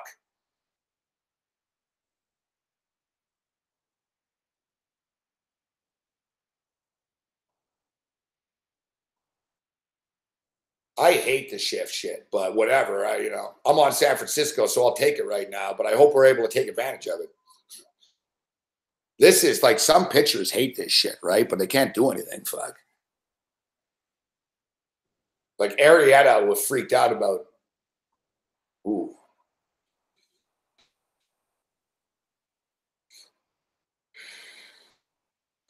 I don't know. It's a good question.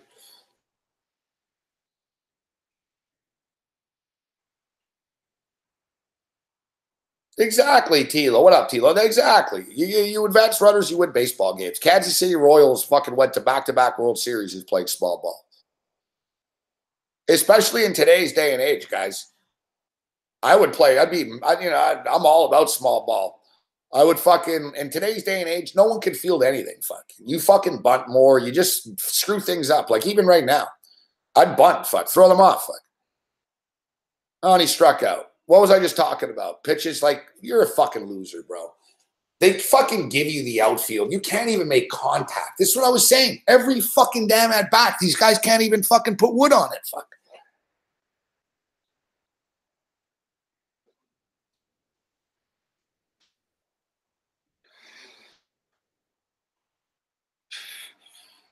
Look at that fucking pitch. The fucking pitch was like 8 feet fucking high. The fucking guy's swinging his fucking neck.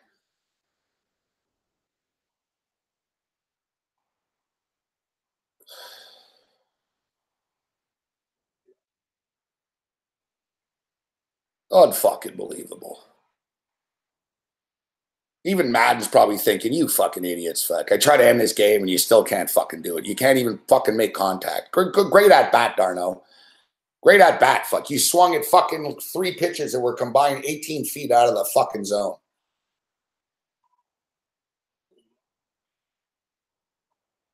Yeah. Dugar's going to win the game for us here.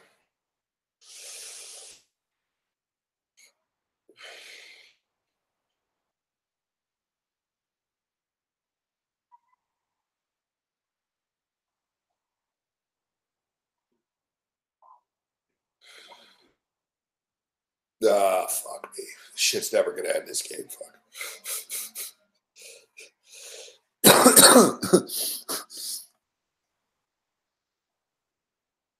Exactly. His grandmother and his mother and his whole family are there. Fuck. Come on, bro. Just squib single. Just anything. Oh, the Jays are the worst, dude, Token. John Gibbons wouldn't know a hit and run fucking if he got run over by a bus. Fuck.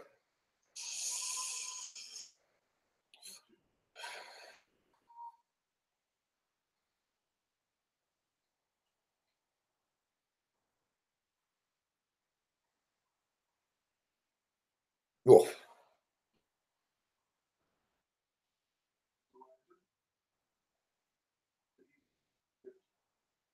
Whatever, fuck. The Cubs pitchers, like, whatever, dude. These guys are swinging at us, so I'll just keep throwing crazy pitches. Come on, Dugar. Duggar.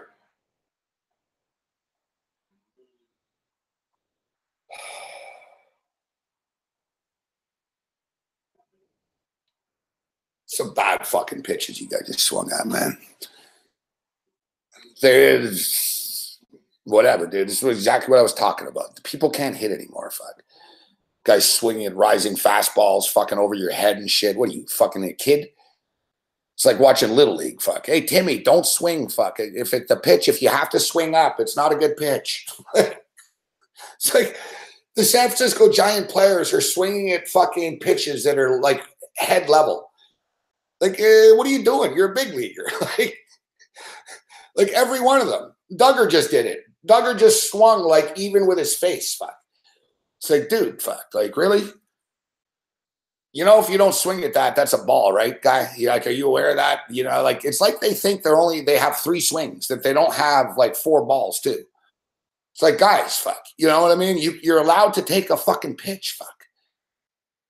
Holy fuck, man.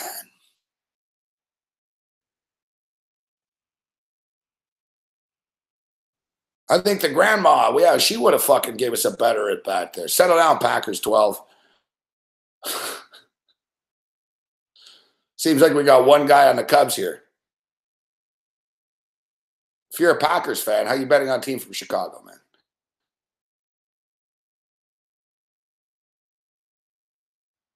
Whatever, fuck. Whatever. What do it do?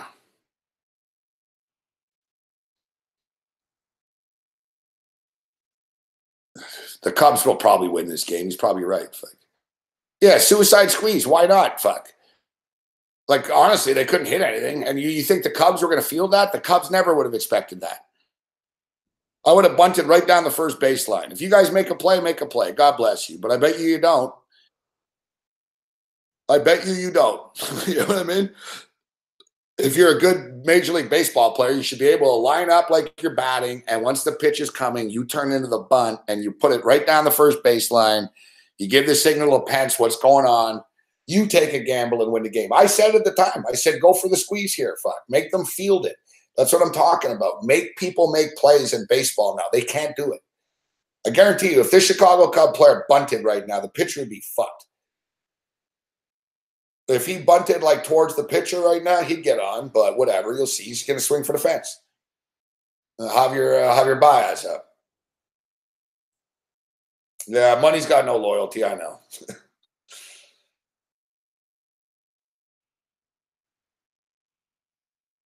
Well, I just lost my feed.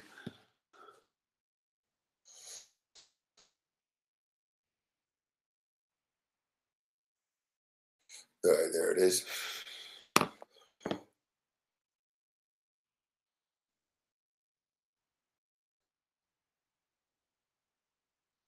Like, that's the whole thing with, like, baseball. Like, that's the thing. Like, make the other team make a play. See if they can make a play. You know what I mean? Let's see. All right. Can you guys can your pitcher fucking field a bunt? Like CC Sabathia and shit. Like, if I was batting against CC Sabathia, just bunt on him. He can't field it. He won't even try. Like, that's the whole thing. Like, you know what I mean? These teams, they do these shifts and shit because they know that the guys are too useless to do it, or B, that they won't do it. You know what I mean? Remember, like, the Big Poppy shift all the time. Big Poppy could have easily just bunted it down the third baseline and got on base all the time. But he didn't. And that's why they did the shift, because they knew he won't do it. He won't, you know what I mean? And then the argument is, well, they're not paying Big Poppy to fucking bunt. They're not paying Big Poppy to squib one down the line and get a single. It's always money. It always comes back to money. Like, you know what I mean? We talk about baseball not being in bad shape, but the players are kind of hurting it in the sense that it's all about hard contact. And look, these fucksticks can't fucking advance anyone. Fuck either team. You got runners in second and third fucking base with one out, and neither of these fucksticks can fucking do anything. Fuck.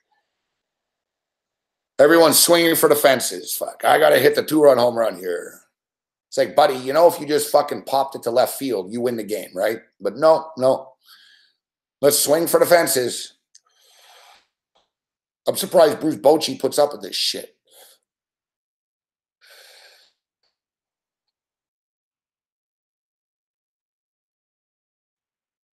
Exactly, Lloyd. Like, there's certain pitchers that you know they can't fucking field it. Lester can't field it. Lester doesn't even want to throw to first base. He'll be worried he's going to fucking throw into the dugout and shit. Like, CC Sabathia ain't going to field anything. Bartolo Colon ain't going to field anything. Like, you know, like, you can do it to almost anyone. Like, they don't expect it. Like, right now, look at Pablo Sandoval. What do you think the odds are of Pablo Sandoval fielding a bunt properly right now? Pablo Sandoval weighs fucking what, 270 pounds? Like, zero chance. Like, honestly, like, if you're a Chicago Cub right now, why wouldn't you do that? Like, if you're Madden, why would it's like fucking small ball? Why wouldn't you just say, listen, Pablo Sandoval is playing third base, all right? This motherfucker will never be able to fucking field this ball, all right? He's going to get to the ball. You're going to be at first base. I tell him, just bunt down the fucking third baseline, get on, and I'm going to move you to second, and we're going to score. We're going to get you home. They don't think like that, though. Even Madden. Like, Madden right now is kicking back, just fucking waiting. One of my fuckers is going to put one over the wall eventually.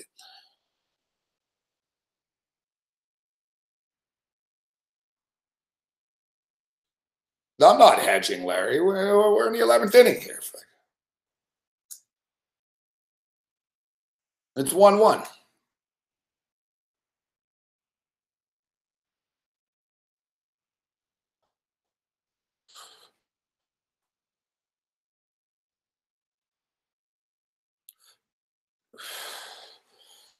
Exactly, Vitalist. Fuck. You think he's fielding that, man? He can barely bend over, you know? He's not fast enough either. You got to lay a nice bunt down to third baseline. It's fucked. Like, he won't even field it. You know, like, honestly, like, he wouldn't field it. But they're not going to do it. So it's funny, though, that they don't. It's baffling to me. It's like the art of baseball is being lost. Like that, even in the National League, this almost disgusts me as a National League guy watching this. It's like I'm watching an American League game right now. It's like, for the love of God, guys, fucking, you lay a bunt down, you get him on first. What happened to that? What happened to that? How about laying a bunt down, getting on first base, stealing second base? Fuck, you know, that's what makes Seattle good. You know, that they're like the only fucking team that does it. It seems like D. Gordon causes havoc on the bases. Like D. Gordon does that. D. Gordon gets on first base, and it's like, fuck, he's gonna score. Like, they don't really need a lot. Like, Seattle are good at Seattle are bad at that. Like, Seattle will get a hit and run going and shit, right? Seattle will be like, all right, we got Gordon on first. Let's send him and let's do it a hit and run. Or let's just send him and steal fucking second here. Or if he's on second, let's get him steal third. You know what I mean? I remember growing up, man, with the Expos. Remember Ron LaFleur? I remember going to a game, man. Ron LaFleur got on first base. He stole second base. Then he stole third base. You know, like it was like clockwork. Fuck. He'd get on, he'd steal, and then he'd steal third. It's like stealing third's a lost art now. Tim Raines used to do it too. Tim Raines would get on first base, boom. He'd just take second. You weren't throwing him out. Boom, safe. And then he'd just do the same thing. Next thing you know what I mean? You got to run around third with fucking one out. Nobody out. Ron LaFleur, Willie McGee, Ricky Henderson. Or Ricky Henderson could also hit a fucking home run to start the game off too. But, you know, Ricky Henderson was a cool dude, but Ricky Henderson fucking had no problem fucking stealing bases and playing small ball. That's baseball, fuck.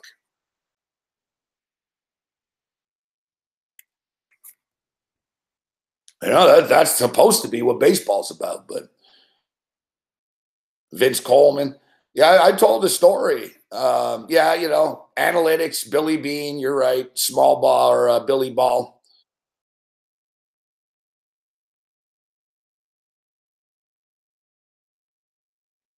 I've told the story before, though, about Brad Wilkerson. I was buddies with Brad Wilkerson when he was on the Expos, and he was a center fielder, good player. And Wilkerson was really good. Like, he hit like 280, 275, 280 type hitter, good defender, line drive hitter, doubles. You know, I think he had like fucking 38 doubles one year or whatever when he sort of started to break out when he was young. And he hit 20 home runs one year. And, you know, this is fucking, you know, in the early 2000s or 2004 or 2003 or whatever. So he hit 20 home runs, and it was like the worst thing that ever happened to him. Fuck. Like the next year after he hit 20 home runs, that's all he tried to do was hit home runs. And he ended up hitting like 240. Everything was like to the fucking warning track all the time. Like, he was just trying to hit home runs. And I was buddies with him, so I even asked him off the air. I said, what the fuck are you doing? I said, you're always swinging for the fence, man. And he fucking told me point blank. He said, my agent told me to. And he basically stated, you know, he told me point blank, home runs, man. He said, home runs, Gabe. Fuck, that's how you get paid in this game. He said, doubles might help your team, but it doesn't help you. He basically stated that, you know, he got a higher offer because of the home runs. And basically, he said, if I could go from 20 home runs a year to 30 home runs a year, I'll really make a lot of money. And that was his mentality, fuck, right? And it was his agent even telling him this. Dude, fucking swing for the fences more, right? That's how we're going to get paid. So that's where all these guys fucking do this now.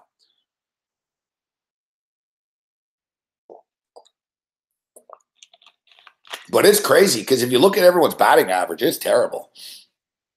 There are a million fucking good hitters in baseball. You look at their averages, man. They're hitting like 176 and 190, and it's bad.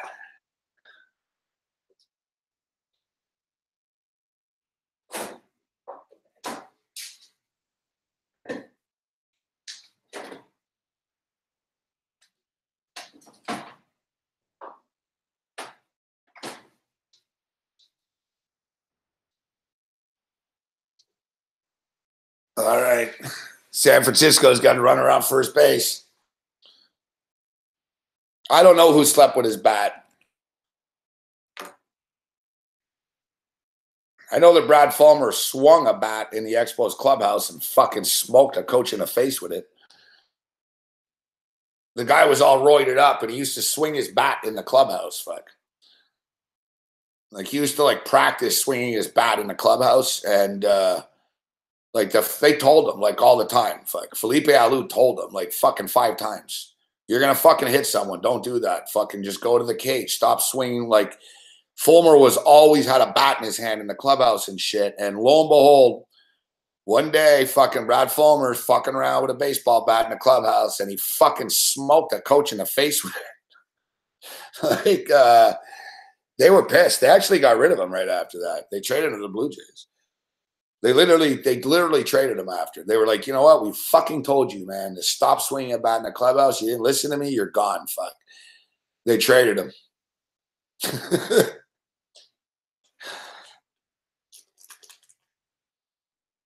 Fucking idiot swinging a bat in the clubhouse. Fuck.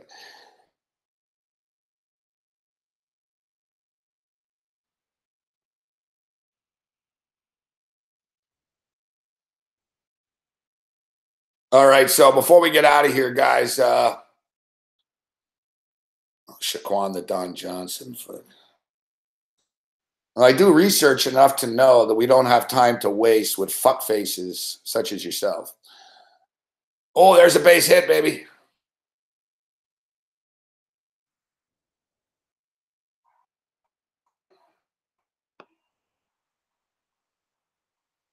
What's up, William guy?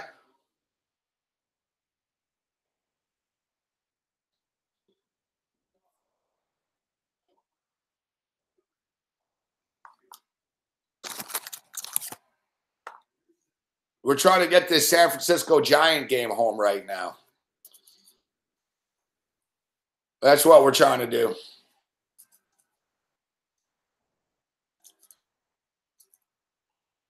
Oh, looks like they're going for the shift again. Here it comes. Oh, they got a new pitcher and a shift. Hey, I appreciate that, William guy. Yeah, we wanted to wrap up, but we got caught up in this baseball game and the baseball talk. So we'll wrap up in a couple of minutes here. So we got Belgium and France in the morning, guys. So these are my picks, fuck, all right? I'm taking Belgium to win the tournament at plus 275. So I think they're going to win the game tomorrow or qualify. If you want to do it just to qualify, it's plus 110. But I think Belgium are going to win. I think whoever wins France and Belgium are going to beat England or Croatia. So therefore, I'm just going to, and I think Belgium get through tomorrow. So I'm just going to take Belgium at plus 275. So that's my play, all right? Because we're getting out of here in a few minutes. I can't repeat it 22 times. We're going with Belgium, plus 275 to win the World Cup. We're going to take both teams to score at minus 125. We're going to take both teams to score at minus 125.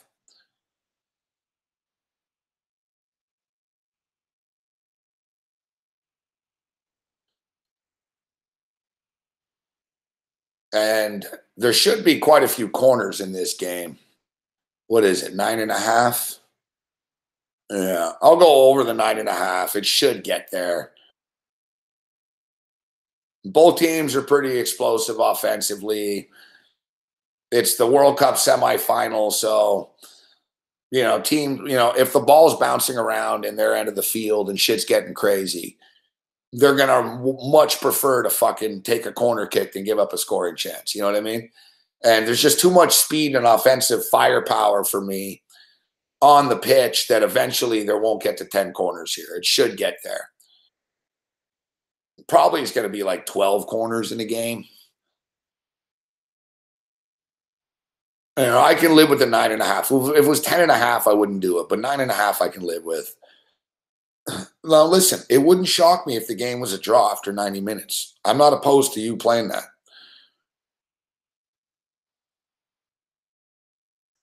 All right, so what's going on here? Bases are loaded. Fuck. Madden's a fucking nut job. Look, Madden is once again daring San Francisco to win the game.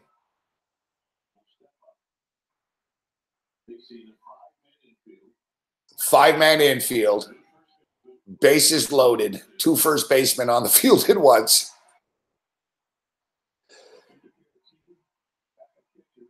Pablo Sandoval at the plate. Come on, Pablo. Dude, all you need to do is hit it into the outfield. Come on, bro.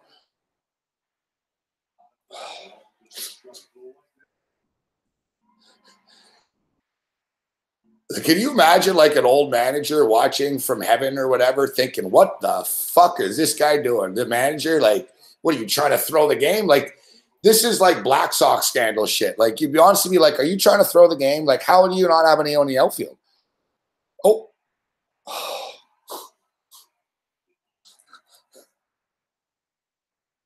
There's one out. And Sandoval's about to strike out here. Fuck. He swung at the first 2 pitches. He's 0 for 2. It's 0-2.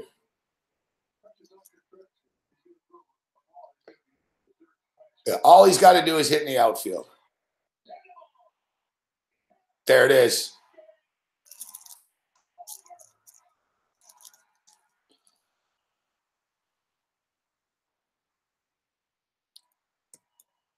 Oh, there it is.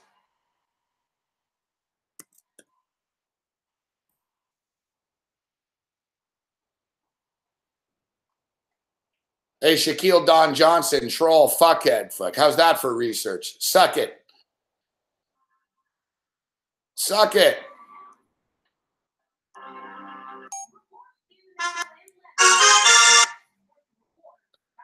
Winner. Unlike you, we all just won.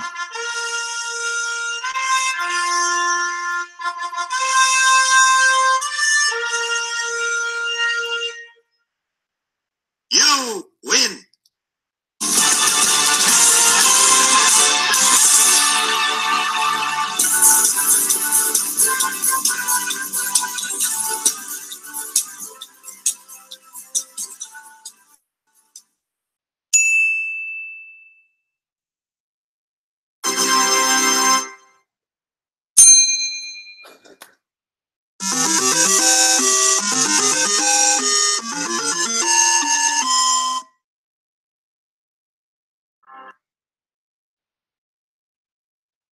There we go.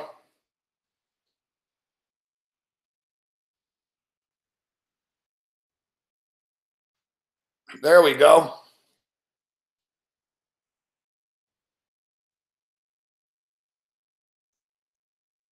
Scott Ramsey, fire up the virtual.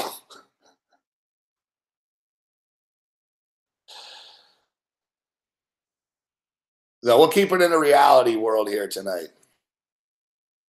Maybe we'll play some virtual tomorrow night.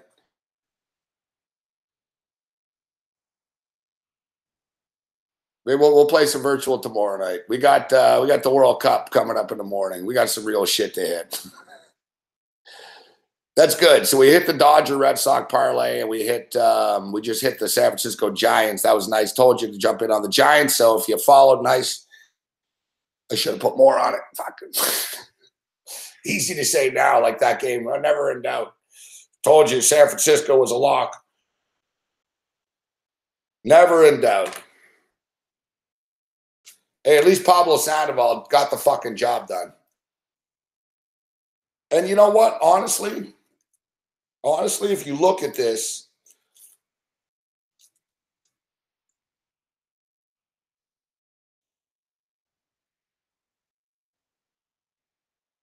if you look at that, even if there was a left fielder, he's not throwing out the runner at third. So I understand that, you know, there's a method to the madness of the switch. I get it. It's all or nothing. But honestly, even if the left fielder's there, because the left fielder wouldn't have been playing shallow because it's Pablo Sandoval. So he would have been kind of shallow, but I don't know, though. You could argue if the left fielder was really shallow, he could have, but whatever. Like I said, fuck, these guys, they want to get out of there. Like right now, it's not like the Cubs are smashing shit in the room or anything, you know? The only person that's pissed off right now is Kyle Hendricks. Because Kyle Hendricks went from fucking, it was 1-0, he was having a great game, and he threw a ball, it ended up fucking hitting the fucking runner, it fucking ended up like causing a run, and the next thing you know, they don't win the game. So that's 7 straight decisions that Kyle Hendricks hasn't won a baseball game in. So right now, Kyle Hendricks is burning. He's sitting there in the clubhouse alone, you know, right now in his locker, just thinking, oh, fuck me. Everyone else is like, thank God this game's over, fuck. A couple of guys are thinking, fuck, it's too late to meet that fucking chick now, man, that I fucking met online today.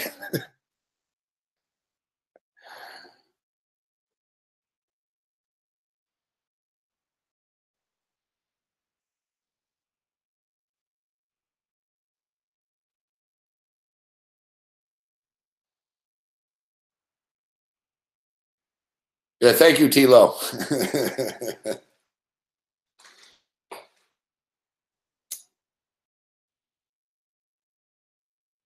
All right, so like I said, we're going to get out of here. So I'm taking Belgium to win the World Cup plus 275 because I stand by what I say when I make these comments, and I stand by the fact that I believe whoever wins the Belgium-France game tomorrow will win the World Cup. I think France beats England or Croatia, and I think Belgium would beat England or Croatia. So I think whoever wins tomorrow's game wins the fucking tournament.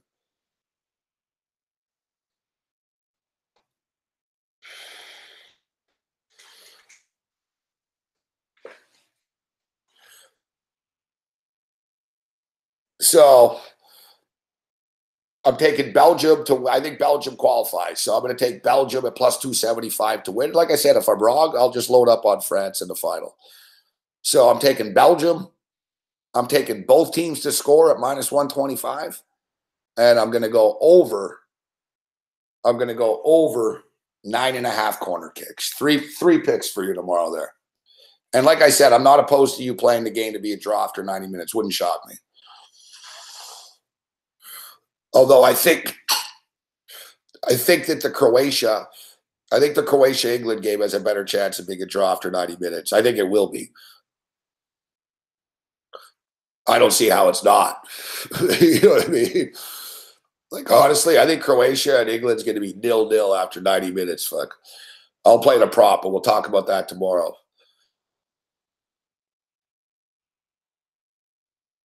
It's so evenly matched, that game. They're both really good. I mean, that Modric guy is fucking awesome. You know, he's probably been the best player in the tournament, actually. Modric's really carried that team.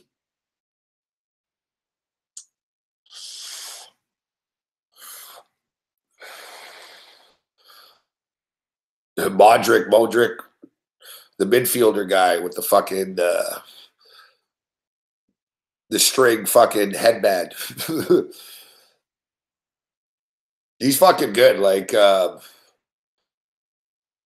he never gets beat to the ball. You know what I mean? Like, anytime he has the ball, he makes the right move. Everyone else fucking, you never beat him. Like, his man's always just sort of sucked up into a black hole.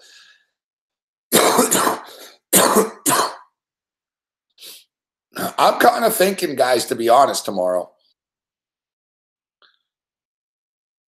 I'm kind of thinking tomorrow that it's 1-1 after 90 and Belgium win in extra time. It wouldn't shock me if it was 2-1. But I like both teams to score at minus 125.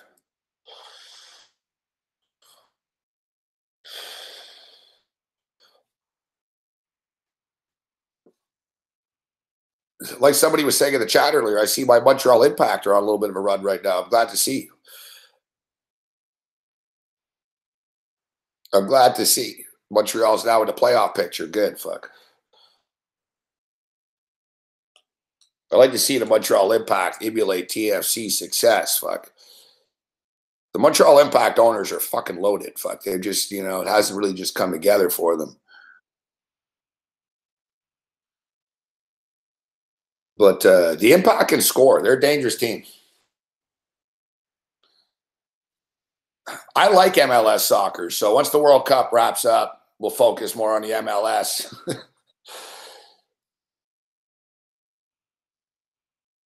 I'm an MLS supporter.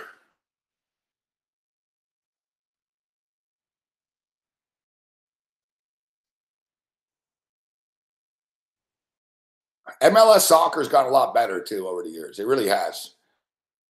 Like I remember MLS years ago, and it was very like spotty. You know what I mean? It was sort of like chasing the ball, and it was very random. It wasn't like set pieces and good. You know. Now you watch an MLS team, and you're like, well, these guys are pretty good. You know. Like for example, like you know TFC and that Champs League shit. You know TFC were beating Mexican teams. You know in the Mexican League. I don't know. Maybe tomorrow we'll talk about that. We'll rank the leagues. I've done it before. Like where would you think MLS is? You know, it seems that like the people I've talked to, like experts, and I've done this poll. Like I pretty much do it every year. We check in and sort of do a little rankings. A lot of people sort of have MLS in the 6 to 7 range, 6 to 8 type thing. As far as like, you know, I mean, they're not better than the EPL. They're not better than the Liga. They're not better than the Serie A. They're not better than fucking the Bundesliga. Right. So then, all right, are they better than the Turkish league? Are they better than fucking the Mexican league? Are they better than the Brazilian league? You know, you go down the list of sort of, you know, domestic leagues and stuff.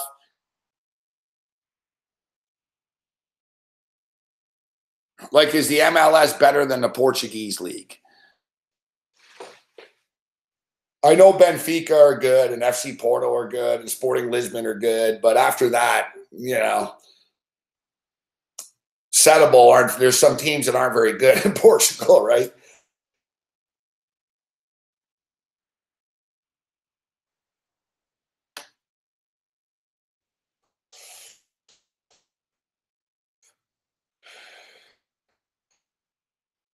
But listen, I'm not sitting here telling you MLS soccer is the best soccer.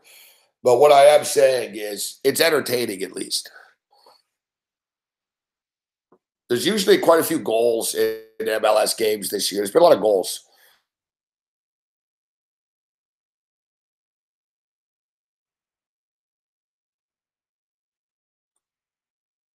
Yeah, if you want to bet if the game is going to be decided, so you don't even take who's going to win, guys, Chance Briggs. If you want to bet, like, will the game be decided in extra time, it's plus 500. So if France or Belgium win in extra time, you get 500. If you want to bet that the game's going to go to penalties, and I'm going to bet that with the England-Croatia game. It wouldn't shock me if Croatia and England went to penalties. And I think it's like plus 400 for that, plus 450 or something, plus 500 too. So.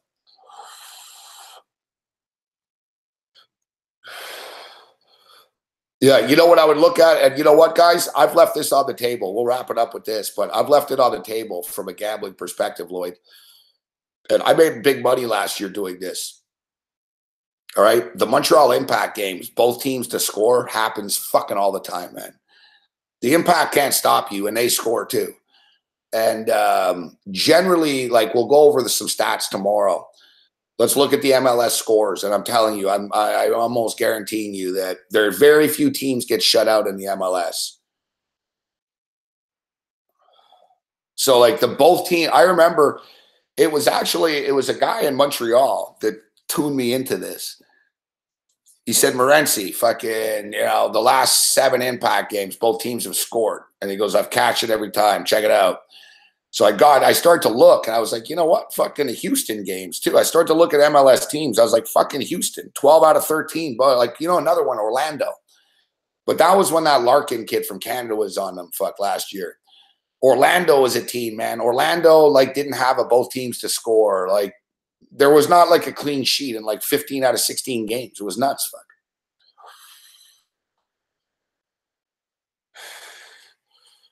Not like that NYFC team, not the Red Bulls, but the other guys that rip off Manchester City. Fuck, they wear blue and all that. The fucking New York City team. Those guys, fuck, every fucking game is high scoring, man. The Vancouver Whitecaps, fuck. I swear to God, fuck. You know how many games I've lost betting under 2.5 in Whitecap games, thinking, oh, but this time it'll stay under. It always goes over, fuck. Always.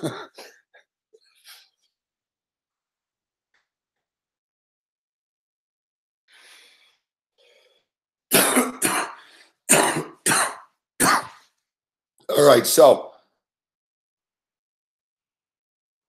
wrapping it up, I'm going with Belgium to win the tournament at plus 275. I'm going with both teams to score at minus 125 tomorrow. And I'm going to go with over 9.5 corner kicks. And I'll probably sprinkle on the draw after 90 minutes too. You know, I'll bite the bullet, fuck, you know. Oh, yeah, and draw in the first half. Draw in the first half. Draw in the first half. Draw in the first half. What does that pay? Draw in the first half. Plus 110. France, Belgium. Draw in the first half. Plus 110. So I'm taking draw in the first half plus 110. Over 9.5 corner kicks. Draw plus 230 after 90. And Belgium to win the World Cup at plus 275. Those are my picks. First half draw plus 110. Draw plus 230 after 90. Belgium to win the World Cup plus 275. Over 9.5 corner kicks. And just for the record, if you look at a parlay shit or whatever, I love the under, the Croatia-England game. Under 2.5 minus 200. Fuck. I'm going to smash that. And like I said, I don't think there's going to be goals in that game. And I'm even going to play like no goal after 90 minutes in that at like plus 500, whatever it is. All right, so we're getting out of here. Once again, France, Belgium, draw after 45 minutes, plus 110. France, Belgium, draw after 90 minutes, plus 230. Look, even if it's a draw after the half and we don't get the draw after 90, you don't lose money and you took a shot at the draws. You know what I mean? You got to take a shot at plus 230 here. And I think Belgium wins the World Cup plus 275. I think the winner of France-Belgium will be the winner of the World Cup. And I think Belgium's going to get through tomorrow somehow. So one way or the other, Belgium advances. So those are my picks. First half draw plus 110. Draw after 90 plus 230. Belgium to win the World Cup plus 275. Over 9.5 kicks. I'll tweet out my plays anyways in the morning. England, Croatia. I'm leaning with Croatia just because of their underdog, and it's a real toss-up. But that game, I really do believe is going to go to extra time. I'm going to take the draw in the first half. I'm going to take the draw after 90. I'll fucking parlay that, or not parlay, but do the full-time halftime. So draw.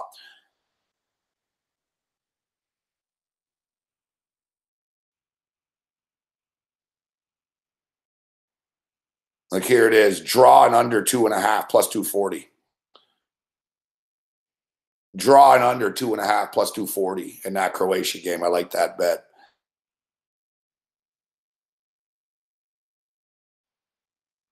Halftime result. Like I like this bet. Some good bets tomorrow actually on Wednesday. This is a good one. Halftime. So listen to this. Halftime of the first half. All right. First half of Croatia and England. Draw and nobody scores. Or draw and both teams to score. So it's halftime result, both teams to score. So draw and no, plus 130. So basically you need a scoreless draw for the first half at plus 130. And England and Croatia. I think that's a pretty good bet. Plus money. I like these plus money bets. Fuck, you know, you play like 3-4 of these plus money props in these soccer games. You don't need to hit every one of them, and you still can make money.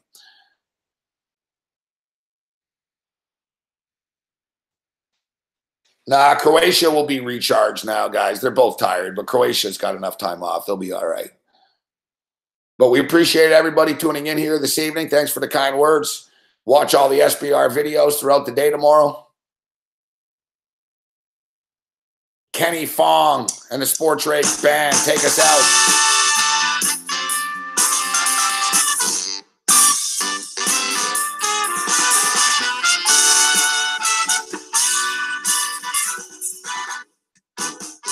We'll see you guys tomorrow at 4 o'clock on the Fantasy Sports Radio Network. Don't forget, I'm giving away 2 tickets to the World Series. Check out all the SBR picks in the morning. There'll be a lot of hot soccer videos. Lucrative Larry, Jimmy the Bag, Natalie, Low Shack, and more. Other than that, you're on your own. Later.